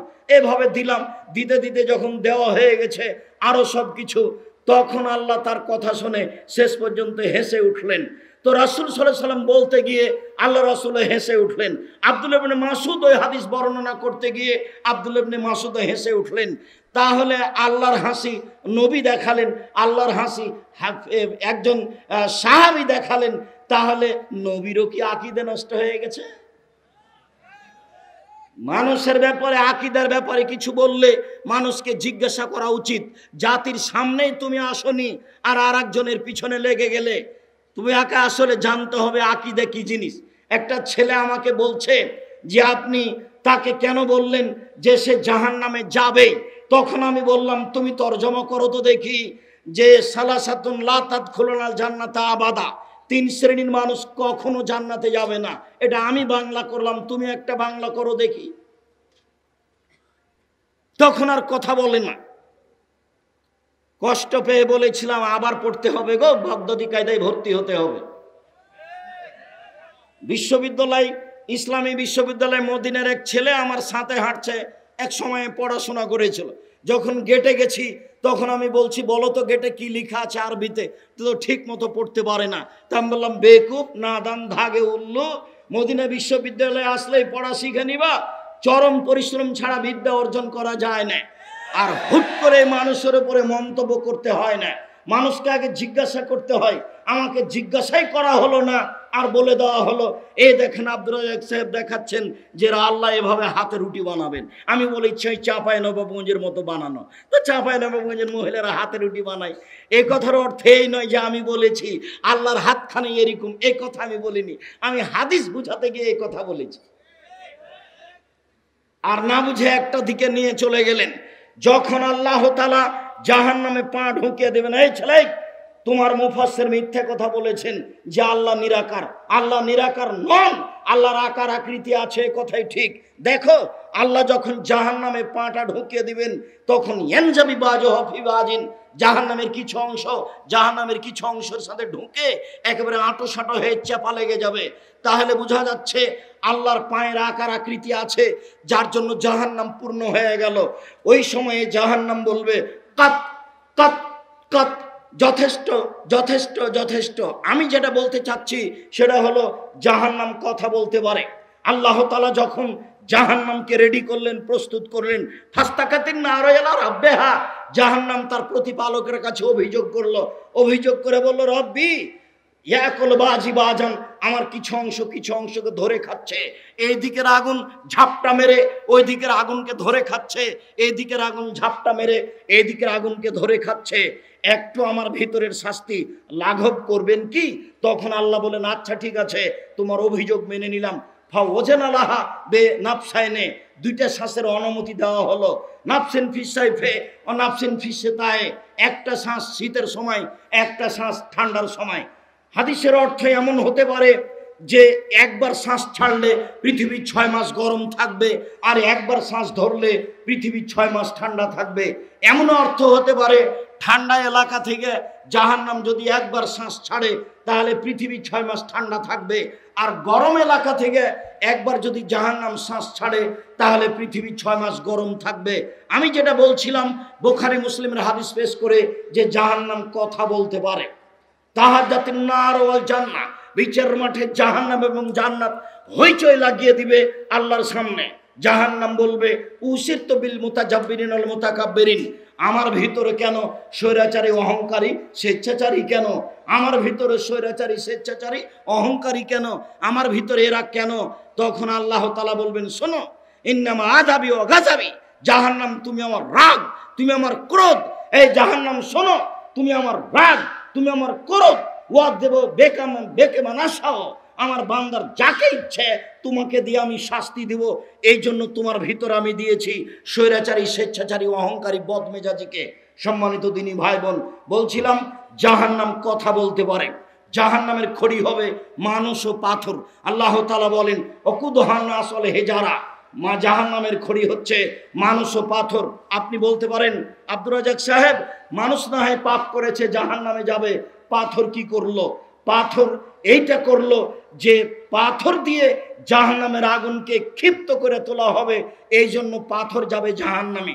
আরেকটা কারণ হলো মূর্তিগুলিকে জাহান্নামে দেওয়া হবে এইসব মানুষকে বোকা বানানোর জন্য। বিচারের মাঠে বলা হবে, তোকে তো জাহান্নামে দিয়েছি, তোর নেতা মূর্তিকেও দিয়েছি, ঠেকা দেখি। অপমান করার জন্য এইসব মূর্তিগুলিকে জাহান্নামে দেওয়া হবে মানুষ ও পাথর। সম্মানিত দিনী ভাই বোন, বলছিলাম জাহান্নামীদেরকে পিছন দিকে হাত বেঁধে জাহান্নামে নিয়ে যাওয়া হবে। আল্লাহ তাআলা বলেন, খুজুহু ফাগুল্লুহু সুমাল জাহিমা সাল্লুহু, এদের ধরো, এদের শিকলবন্দি করো, এদের টেনে হেঁচড়ে জাহান্নামে নিয়ে যাওয়া হোক। এই আদেশ আল্লাহ তাআলা দিবেন। বিচারের মাঠে কেউ পালিয়ে যেতে পারবে না। হাত বাঁধা হবে কেন? অপমান করার জন্য। গাইবান্ধা, রংপুর, পলাশবাড়ি মুজিবুর বিএসসি বলেছিলেন, আমি জেলে যেতে রাজি আছি, তবে আমার হাতে যেন হাত করা না দেওয়া হয়, এটা আমার অপমানের ব্যাপার, আমি নিজেই চলে যাব। বিচারের মাঠে ইন্দিরা গান্ধীর হাত বাঁধা থাকবে, ভিক্টোরিয়া মহারানী এলিজাবেথের হাত বাঁধা থাকবে, ফেরাউনের হাত বাঁধা থাকবে, স্বৈরাচারী অহংকারী বদমেজাজিদের হাত পিছন দিকে বাঁধা থাকবে। সেদিন দেখা যাবে হাত কে খুলে দিতে পারে। সম্মানিত দিনী ভাই বোন, জাহান্নামের উল্লেখযোগ্য শাস্তি হলো জাক্কুম গাছ, কাঁটাযুক্ত জাক্কুম গাছ। জাহান্নামের উল্লেখযোগ্য শাস্তি হলো কাঁটাযুক্ত জাক্কুম গাছ। জাক্কুম গাছের কাঁটা মানুষে খেলে সেটার ভিতরে যাবে না। মহান আল্লাহ বলেন, ইন্না লাদাইনা আনকালা ওয়া জাহিমা, নিশ্চয় আমার কাছে আছে ভারী বেড়ি। প্রত্যেকটা জাহান্নামীর পায়ে বেড়ি বেঁধে দেওয়া হবে, তার পাকে আটকে দেওয়া হবে লোহার বালা দিয়ে। তারপরে দাউ দাউ করে জ্বলতে থাকা আগুনের তাকে নিক্ষেপ করা হবে। অতমান জাগুসা, আর তার জন্য খাদ্য থাকবে কাঁটাযুক্ত আদাবান আলিমা, আরও থাকবে কঠিন শাস্তি। কাঁটাযুক্ত এই জাক্কুম গাছ আমি আপনাকে স্পষ্ট বিবরণ দিতে পারছি না, তবে বলছি এতটুক যে আমরা রাজশাহী চাঁপাই নবগঞ্জের মানুষ, নদী এলাকায় কিছু গাছ হয়, চাঁপাই নবগঞ্জের ভাষাতে গুঠে বেগুন বলি। সেই গাছে ছোট ছোট ফল ধরে, পেকে গেলে লাল হয়ে যায়, ওর ভিতরে বীজ দেখা যায় বেগুনের বীজের মতো। যখন গাছটা পেকে যায় তখন শুধু কাঁটা আর কাঁটা দেখা যায়। এরকম কাঁটার গাছের নাম হচ্ছে জাক্কুম গাছ, যেটা জাহান্নামের নিচে থেকে গজিয়ে উপরে উঠবে, আগুনের ভিতর থেকে গাছ গজিয়ে উঠবে। পানির ভিতর থেকে গাছ গজে উঠবে। জি, পানির ভিতর থেকে গাছ গজে উঠতে পারে। যারা নদীর পাশে বসবাস করে তারা দেখেছে দাম গাছ, একটা গাছ, সেটা গভীর পানি থেকে গজিয়ে উপরে উঠে আসছে। ঠিক জাহান্নামের এই গভীরতা থেকে এই জাক্কুম গাছ বেড়ে বেড়ে বেড়ে বড় হয়ে যাবে। তার ফলগুলি হবে আপনার শয়তানের মাথার মতো। জাক্কুম গাছের ফল হবে শয়তানের মাথার মতো। অবাক কথা, শয়তানের মাথা তো আমরা দেখিনি। আল্লাহ এটা দিয়ে আমাদের কি বুঝালেন? আমরা তো শয়তানের মাথা দেখিনি, এটা আল্লাহ আমাদেরকে কি বুঝালেন? সব বিদ্বানগণ বলেছেন এটার মানে হলো খারাপ। শয়তানের মাথার মতো জাক্কুম গাছের ফল হবে মানে খারাপ। সব বিদ্বানের কথা বলেছেন। তবে আবুল আলা মওদুদী রাহিমাহুল্লাহ বলেন, আরে শোনো শোনো, মানুষ যেমন রূপক কথা বলে আল্লাহ তেমন রূপক কথা বলেন। মানুষ যেমন রূপক কথা বলে আল্লাহ তেমন রূপক কথা বলেন। মানুষে বলে ছেলেটাই এত ভালো, ছেলেটাই এত ভালো, মনে হচ্ছে যেন ফেরেশতা। তো কেউ তো কোনোদিন ফেরেশতাকে দেখেনি, তবুও তো বলে। মানুষে বলে মেয়েটা এত সুন্দরী, মেয়েটা এত সুন্দরী, মনে হচ্ছে যেন পরী। কেউ তো পরীকে দেখেনি, তবু বলে আর বুঝে। মানুষে বলে মেয়েটা এত কুৎসিত, মেয়েটা এত কুৎসিত, মনে হচ্ছে যেন পেতনি। তো কেউ তো পেতনিকে দেখেনি, তবু বলে ও বুঝে। আল্লাহ এখানে একটা রূপক কথা বলেছেন, সেটা হলো জাক্কুম গাছের ফল হবে শয়তানের মাথার মতো। তবে আবুল আলা মওদুদী রাহিমাহুল্লাহ যেই তরজমা করেছেন, অন্য কোনো বিদ্বান তা করেছেন, তা আপাতত এই মুহূর্তে আমার জানা নেই। সব বিদ্বানই করেছেন শয়তানের মাথা মানে হলো খারাপ। সম্মানিত দিনী ভাই বোন, জাহান্নামে পানি থাকবে রক্তপুঞ্জ মিশ্রিত গরম। যখনই জাক্কুম গাছ তাকে খেতে দেওয়া হবে, গলায় বেঁধে যাবে, ভিতরেও যাবে না, বাইরেও আসবে না। তার নাম হলো লা ইয়ামুতু ফিহা ওয়া লা ইয়াহইয়া। সেখানে মরবেও না, সেখানে বাঁচবেও না। পানি খেতে চাইবে, এক পর্যায়ে গরম রক্তযুক্ত পুজযুক্ত পানি তাকে দেওয়া হবে। গিলাসটা মুখের পাশে আনতেই নিচের ঠোঁটটা নিচে জড়িয়ে যাবে, উপরের ঠোঁটটা উপরে জড়িয়ে যাবে। পলিথিন কাগজ যদি আগুনের পাশে দেন তাহলে জ্বলে যায় না, জড়িয়ে যায়, জড়িয়ে চলে আসবে। যখন পানিটা মুখে দিয়ে দেওয়া হবে তখন নাড়ি ভুঁড়ি যা আছে সব ঝরে পড়ে যাবে, হাতে হাতে শুধু হাড় হাড্ডি দাঁড়িয়ে থাকবে। কি দিয়ে বুঝায় আপনাকে আমি জাহান্নাম কত কঠিন? কবর যত কঠিন, কিয়ামত তার চেয়ে অনেক অনেক অনেক বেশি কঠিন। কিয়ামত যত কঠিন, জাহান্নাম তার চেয়ে অনেক অনেক অনেক বেশি কঠিন। সম্মানিত দিনী ভাই বোন, জাহান্নামের উল্লেখযোগ্য শাস্তি হলো আগুন। আগুনের পাহাড় থাকবে।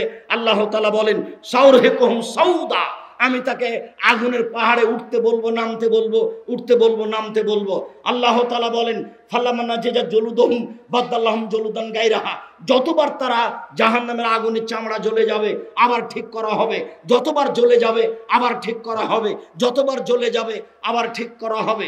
রাসূল সাল্লাল্লাহু আলাইহি ওয়াসাল্লাম বলেন মিনহুম মান তাখুজুন নারু এলা কাবাইহে, জাহান্নামের আগুন হবে কারো কারো টাকনু পর্যন্ত। অমিনহুম মান তাখুজুন নারু এলা রুকবাতাইহে, জাহান্নামের আগুন হবে কারো কারো হাঁটু পর্যন্ত। অমিনহুম মান তাখুজুন নারু এলা হাকওয়াইহে, জাহান্নামের আগুন হবে কারো কারো কোমর পর্যন্ত। অমিনহুম মান তাখুজুন নারু এলা তারকাতিহি, জাহান্নামের আগুন হবে কারো কারো এ নাক গলা পর্যন্ত, এই গলা পর্যন্ত। এইভাবে জাহান্নামের আগুন হবে বলে রাসূল সাল্লাল্লাহু আলাইহি ওয়াসাল্লাম বলেছেন। আল্লাহ তাআলা বলেন এই সব শাস্তির কথা। সম্মানিত দিনী ভাই বোন, জাহান্নামে থাকবে হাতুড় মানুষকে পিটানোর জন্য। জাহান্নামে থাকবে সাপ, আপনার উটের সমান, একবার দংশন করলে 40 বছর ব্যথা থাকবে। জাহান্নাম থাকবে বিচ্ছু, একবার দংশন করলে 40 বছর ব্যথা থাকবে। বিচ্ছু হবে আপনার গাধার সমান। সম্মানিত দিনী ভাই বোন, জাহান্নাম, জাহান্নামে যাবে যারা, তাদের বিভিন্ন পাপের কারণে বিশেষভাবে নারীদের ব্যাপারে রাসূল সাল্লাল্লাহু আলাইহি সাল্লাম বলেছেন ইয়া মাশারান নিসায়ে তাসাদ্দাকনা, হে মহিলারা তোমরা দান খয়রাত করো, আমি তোমাদেরকে বেশিরভাগ জাহান্নামে দেখছি। রাসূল সাল্লাল্লাহু আলাইহি সাল্লাম বলেন আমি যখন জাহান্নামে তাকালাম তখন দেখি শুধু নারী আর নারী। মদিনার মহিলারা জিজ্ঞাসা করেছিল কেন মহিলারা জাহান্নামে যাবে? তখন রাসূল সাল্লাল্লাহু আলাইহি সাল্লাম বলেছিলেন ওরা স্বামীকে মেনে চলে না, এই জন্য অকৃতজ্ঞতা প্রকাশ করে, এই জন্য এই দুইটা কারণ উল্লেখ করা হয়েছে। মহিলারা বেশি জাহান্নামে যাবে এই মর্মে। সম্মানিত দিনী ভাই বোন, আবু হুরায়রা রাদিয়াল্লাহু তাআলা আনহু বলেন রাসূল সাল্লাল্লাহু আলাইহি সাল্লাম বলেছেন সিনফান মিন আহলিন নারে লামা আরাহুমা, পৃথিবীর মানুষ মনে রেখো দুই শ্রেণীর মানুষ জাহান্নামে যাবে, ওদের আমি দেখিনি। পৃথিবীর মানুষ মনে রেখো দুই শ্রেণীর মানুষ জাহান্নামে যাবে, আমি তাদের দেখিনি। কমন মাহম সিয়াত, এক শ্রেণীর মানুষ তাদের হাতে থাকবে লাঠি, এক শ্রেণীর মানুষ তাদের হাতে থাকবে লাঠি কাজ নাবিল বাকারে গাভীর লেজের মতো, একদিক মোটা একদিক চিকন, এজরবেন নাস, এ দিয়ে মানুষকে মারবে। আমি মনে করছি সরকারি মানুষের হাতে এরকম লাঠি থাকে, আর যারা কলেজ বিশ্ববিদ্যালয়ে পড়ে দল করে তাদের সাথে এরকম লাঠি থাকে। রাসূল সাল্লাল্লাহু আলাইহি ওয়াসাল্লাম বলেন যে তাদের হাতে থাকবে লাঠি, তারা মানুষকে মারবে, এরা জাহান্নামে যাবে। আর ওইসব মহিলা জাহান্নামে যাবে। নিসাউন, মহিলা, কাশিয়াতুন, কাপড় পরে থাকে, আর ইয়াতুন, উলঙ্গ, পরেও মনে হচ্ছে কাপড় পরে নেই, এরাই জাহান্নামে যাবে। রৌসহুন্না কাসনেমাতিল বক্তিল মাইলা, এদের মাথা হবে বক্র উটের মতো, মাথায় কাপড় দিবে না, হেলে দুলে চলবে। রাসূল সাল্লাল্লাহু আলাইহি ওয়াসাল্লাম বলছেন এরা জাহান্নামে তো যাবে, এরা জান্নাতের গন্ধ পাবে না, যে জান্নাতের গন্ধ 1 বছরের দূরত্ব পথ থেকে পাওয়া যায়। সম্মানিত দিনী ভাই বোন, জাহান্নাম থেকে বাঁচার জন্য সালাতে সালাম ফেরার পূর্বে বলবেন আল্লাহুম্মা ইন্নী আউযু বিকা মিন আযাবি জাহান্নাম ওয়া আউযু বিকা মিন আযাবিল কবর ওয়া আউযু বিকা মিন ফিতনাতিল মাসীহিদ দাজ্জাল ওয়া আউযু বিকা মিন ফিতনাতিল মাহইয়া ওয়াল মামাত আল্লাহুম্মা ইন্নী আউযু বিকা মিনাল মাসাম ওয়াল মাগরাম। সম্মানিত দিনী ভাই বোন, জাহান্নাম থেকে বাঁচার জন্য সালাম ফেরার পূর্বে বলবেন রব্বানা আতিনা ফিদ দুনিয়া হাসানাতাও ওয়া ফিল আখিরাতি হাসানাতাও ওয়া কিনা আযাবান নার। আল্লাহ তুমি ইহকালে কল্যাণ দাও, পরকালে কল্যাণ দাও, জাহান্নাম থেকে বাঁচাও। আপনি জাহান্নাম থেকে বাঁচার জন্য সকালে সন্ধ্যায় 3 বার করে বলবেন আল্লাহুম্মা আজরিনি মিনান নার, আল্লাহুম্মা আজরিনি মিনান নার। আল্লাহ তুমি আমাকে জাহান্নাম থেকে বাঁচাও, আল্লাহ তুমি আমাকে জাহান্নাম থেকে বাঁচাও, আল্লাহ তুমি আমাকে জাহান্নাম থেকে বাঁচাও। আপনি যদি 3 বার বলেন তাহলে পাল্টা আবার জাহান্নাম বলবে আল্লাহ ও যখন আমার থেকে বাঁচতেই চাচ্ছে তাহলে তুমি তাকে আমার ভিতরে দিও না। সম্মানিত দিনী ভাই বোন, জাহান্নাম থেকে বাঁচার জন্য আমি বিবরণগুলো পেশ করলাম। এবার আবারও চলে আসছি আপনার প্রাণপ্রিয় বস্তুর কথা। আমি জানি না আপনি কি প্রস্তুতি নিয়ে এসেছিলেন আর টাকা পয়সা সব কোথায় খরচ করে ফেললেন। রাসূল সাল্লাল্লাহু আলাইহি ওয়াসাল্লাম বলেন প্রত্যেক দিন আকাশ থেকে 2 জন নেমে আসে ফেরেশতা। একজন বলে আল্লাহুম্মা আতি লিকুল্লি মুনফিকিন খালাফ, আল্লাহ যে যতটুকু দিল সে ততটুকু তুমি পূর্ণ করে দাও। আর যে যতটুকু দিল না অপরজন বলে আল্লাহুম্মা আতি লিকুল্লি মুমসিকিন তালাফা, যে দান করলো না সেটুকু তুমি তার ক্ষতি করে দাও। সম্মানিত দিনী ভাই বোন, ইবাদতের জগতে সবচেয়ে শক্তিশালী ক্ষমতাধর পাওয়ারফুল ইবাদত হলো দান। দানের চেয়ে কোনো শক্তিশালী ইবাদত পৃথিবীতে নেই। আপনি যদি দুনিয়াতে দান করেন তাহলে আপনার মায়ের কবরের শাস্তি বন্ধ হয়ে যাবে। রাসূল সাল্লাল্লাহু আলাইহি ওয়াসাল্লাম বলেন আগুন যেমন আপনার পানি যেমন আগুনকে নিভিয়ে দিতে পারে, দান তেমন মানুষের পাপকে মিটিয়ে দিতে পারে। মর্মে সকল দিনী ভাই বোনকে খালেস অন্তরে জামিয়া সালাফিয়ার জন্য দান করার ব্যাপারে অনুরোধ জানাচ্ছি, দানের হাত প্রশস্ত করার জন্য অনুরোধ জানাচ্ছি। বাইতুল হাম জামে মসজিদ নির্মাণের জন্য এবং আপনার পাশে এই শত শত জমি এগুলো কেনার জন্য দানের হাত প্রশস্ত করার জন্য অনুরোধ জানাচ্ছি। মর্মে সকল দিনী ভাই বোনকে আমি বৈঠকি দান করার অনুরোধ জানিয়ে ছেলেদেরকে বলছি তোমরা ভিতরে আসো, মেয়েদেরকে বলছি তোমরা ভিতরে যাও। যারা চলে গেছেন তাদের ভুল হয়েছে, যাওয়ার মতো টাকা রেখে খরচ অপচয় না করে সবটুকুই দিয়ে যান জামিয়া সালাফিয়া। বিচারের মাঠের ফলাফল পাওয়া যাবে। যা দিল তা জমা হলো, যা খেলো তা নষ্ট হলো, যা পড়লো তা পুরাতন হলো। মর্মে বুখারী মুসলিমের এই হাদিসগুলি পালন করার অনুরোধ জানিয়ে সকল দিনী ভাই বোনকে যারা এখানে স্টেজে বসে আছি তাকেও বৈঠকি দানে অংশগ্রহণ করার জন্য অনুরোধ জানাচ্ছি। যার যতটুকু সম্ভব 10 টাকা হলেও বৈঠকি দান থেকে আপনি মুক্ত হবেন না। সম্মানিত দিনী ভাই বোন, যার কাছে যতটুকু আছে 10 টাকা হোক, 50 টাকা হোক, 500 টাকা হোক, ছেলেরা আসছে দান করবেন। আমি খাকসার সাধারণ মানুষ, আপনাদের জন্য দোয়া করি আল্লাহ যে যতটুকু দান করছে তুমি তার ততটুকু পূর্ণ করে দাও। আল্লাহ তুমি তাদের রুজি রোজগারে বরকত দাও। আল্লাহ তুমি তাদের ব্যবসা বাণিজ্যে বরকত দাও। আল্লাহ তুমি তাদের আহাল পরিবারকে হেফাজতে নিরাপদে রেখো। সকল দিনী ভাই বোনকে দানের হাত প্রশস্ত করার জন্য অনুরোধ জানাচ্ছি। অযথা টাকাটা হাতে করে নিয়ে গিয়ে বা দোকানপাটে শেষ করে খরচ করিয়েন না, ধ্বংস করিয়েন না। আমি আপনাকে ফাঁকি দিচ্ছি এমনটা কথা নয়। বিশ্বাস করুন রাসূল সাল্লাল্লাহু আলাইহি ওয়াসাল্লামের কথা এটাই। আর দানের জায়গা হচ্ছে সঠিক আকীদার প্রতিষ্ঠান। আর জামিয়া সালাফিয়া ভিন্ন ধরনের প্রতিষ্ঠান, যা আপনারা জানেন। জামিয়া সালাফের পরিচিতি আমরা কাল থেকে দিচ্ছি। বর্তমান জামিয়া সালাফিয়া হাটাবো বীর হাটাবো, রূপগঞ্জ, নারায়ণগঞ্জ, ঢাকা। জামিয়া সালাফিয়া ডাঙ্গিপাড়া, পবা, রাজশাহী, এই দুই প্রতিষ্ঠানে ৩,৮৫০ জন ছেলে মেয়ে আছে। ৩,৮৫০ জন ছেলে মেয়ের মধ্যে ৫০০ জন অসহায় ছেলে আছে। তার মধ্যে ২০০ জন এতিম ছেলে আছে, যাদের দায়ভার খাওয়া খরচ আপনারা বহন করে থাকেন। আপনাদেরকে খোঁজ খবর নিয়ে আরও বহন করতে হবে। অত্র প্রতিষ্ঠানের শিক্ষক শিক্ষিকাকে ১৯,৫০,০০০, প্রায় ২০ লক্ষ টাকা বেতন লাগে। সাথে সাথে আপনাদের মাসিক আল ইতেসাম পত্রিকা আছে, সেখানে খরচ হয়। সাথে সাথে আপনাদের অনলাইন আল ইতেসাম টিভি রয়েছে, সেখানে খরচ হয়। অনলাইন আল ইতেসাম টিভির দায়িত্ব পালন করে শানি নামে ছেলে, যারা এখানে আছে। আপনার মাসিক আল ইতেসাম পত্রিকার দায়িত্ব পালন করে মাহমুদ, তারাও এখানে আছে। আপনার জামিয়া সালাফের পক্ষ থেকে আছে, নেবরাসের পক্ষ থেকে আছে প্রেস, তার দায়িত্ব পালন করে মাহফুজ। জামিয়া সালাফের পক্ষ থেকে আছে গবেষণাগার, যার দায়িত্ব পালন করে আপনাদের এখানে খুব দক্ষশীল শিক্ষক। এখানে আছে ছেলে মানুষ, তার সামনে প্রশংসা করা ঠিক নয়, আব্দুল বারী এক। কয়েকজন আব্দুল বারী আছে জামিয়া সালাফিয়া ডাঙ্গিপাড়া, পবা, রাজশাহীতে। এই ছেলে আব্দুল বারী গবেষকদের দায়িত্ব পালন করে। আপনাদের জামিয়া সালাফিয়া আছে ফতোয়া বোর্ড। আপনাদের পত্রিকা মাসিক আল ইতেসাম পত্রিকা 50টা প্রশ্ন দিয়ে, প্রশ্নের উত্তর দিয়ে বের হয়। মর্মে সকল দিনই ভাই বোনকে দানের হাত প্রশস্ত করার জন্য অনুরোধ জানাচ্ছি যে আপনাদের ব্যয়ের খাত অনেক বড়, অনেক বেশি। এমনি তো জামিয়া সালাফিয়া আছে, বায়তুল হাম জামে মসজিদ তো আছে, জমি ক্রয় বিক্রয় তো আছে, এইগুলি আছে। সব জায়গায় অংশগ্রহণ করার জন্য দানের হাত প্রশস্ত করতে হবে। আমি সাধারণ মানুষ, আপনার জন্য দোয়া করি, আল্লাহুম্মা সাল্লি আলাইহি, আল্লাহুম্মা বারিক আলাইহি।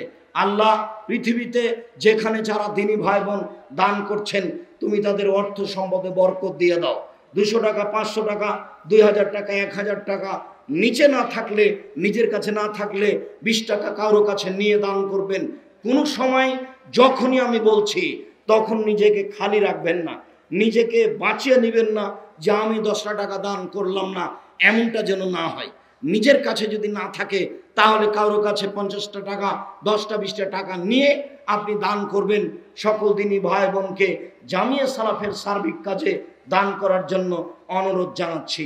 বলছি, আল্লাহ তুমি তাদের রুজি রোজগারে বরকত দান করো, তুমি তাদের হেফাজতে রেখো, তুমি তাদের আহাল পরিবারকে হেফাজতে রেখো, তুমি তাদের ব্যবসা বাণিজ্যকে হেফাজতে রেখো, তুমি তাদের ব্যবসা বাণিজ্যে বরকত দাও।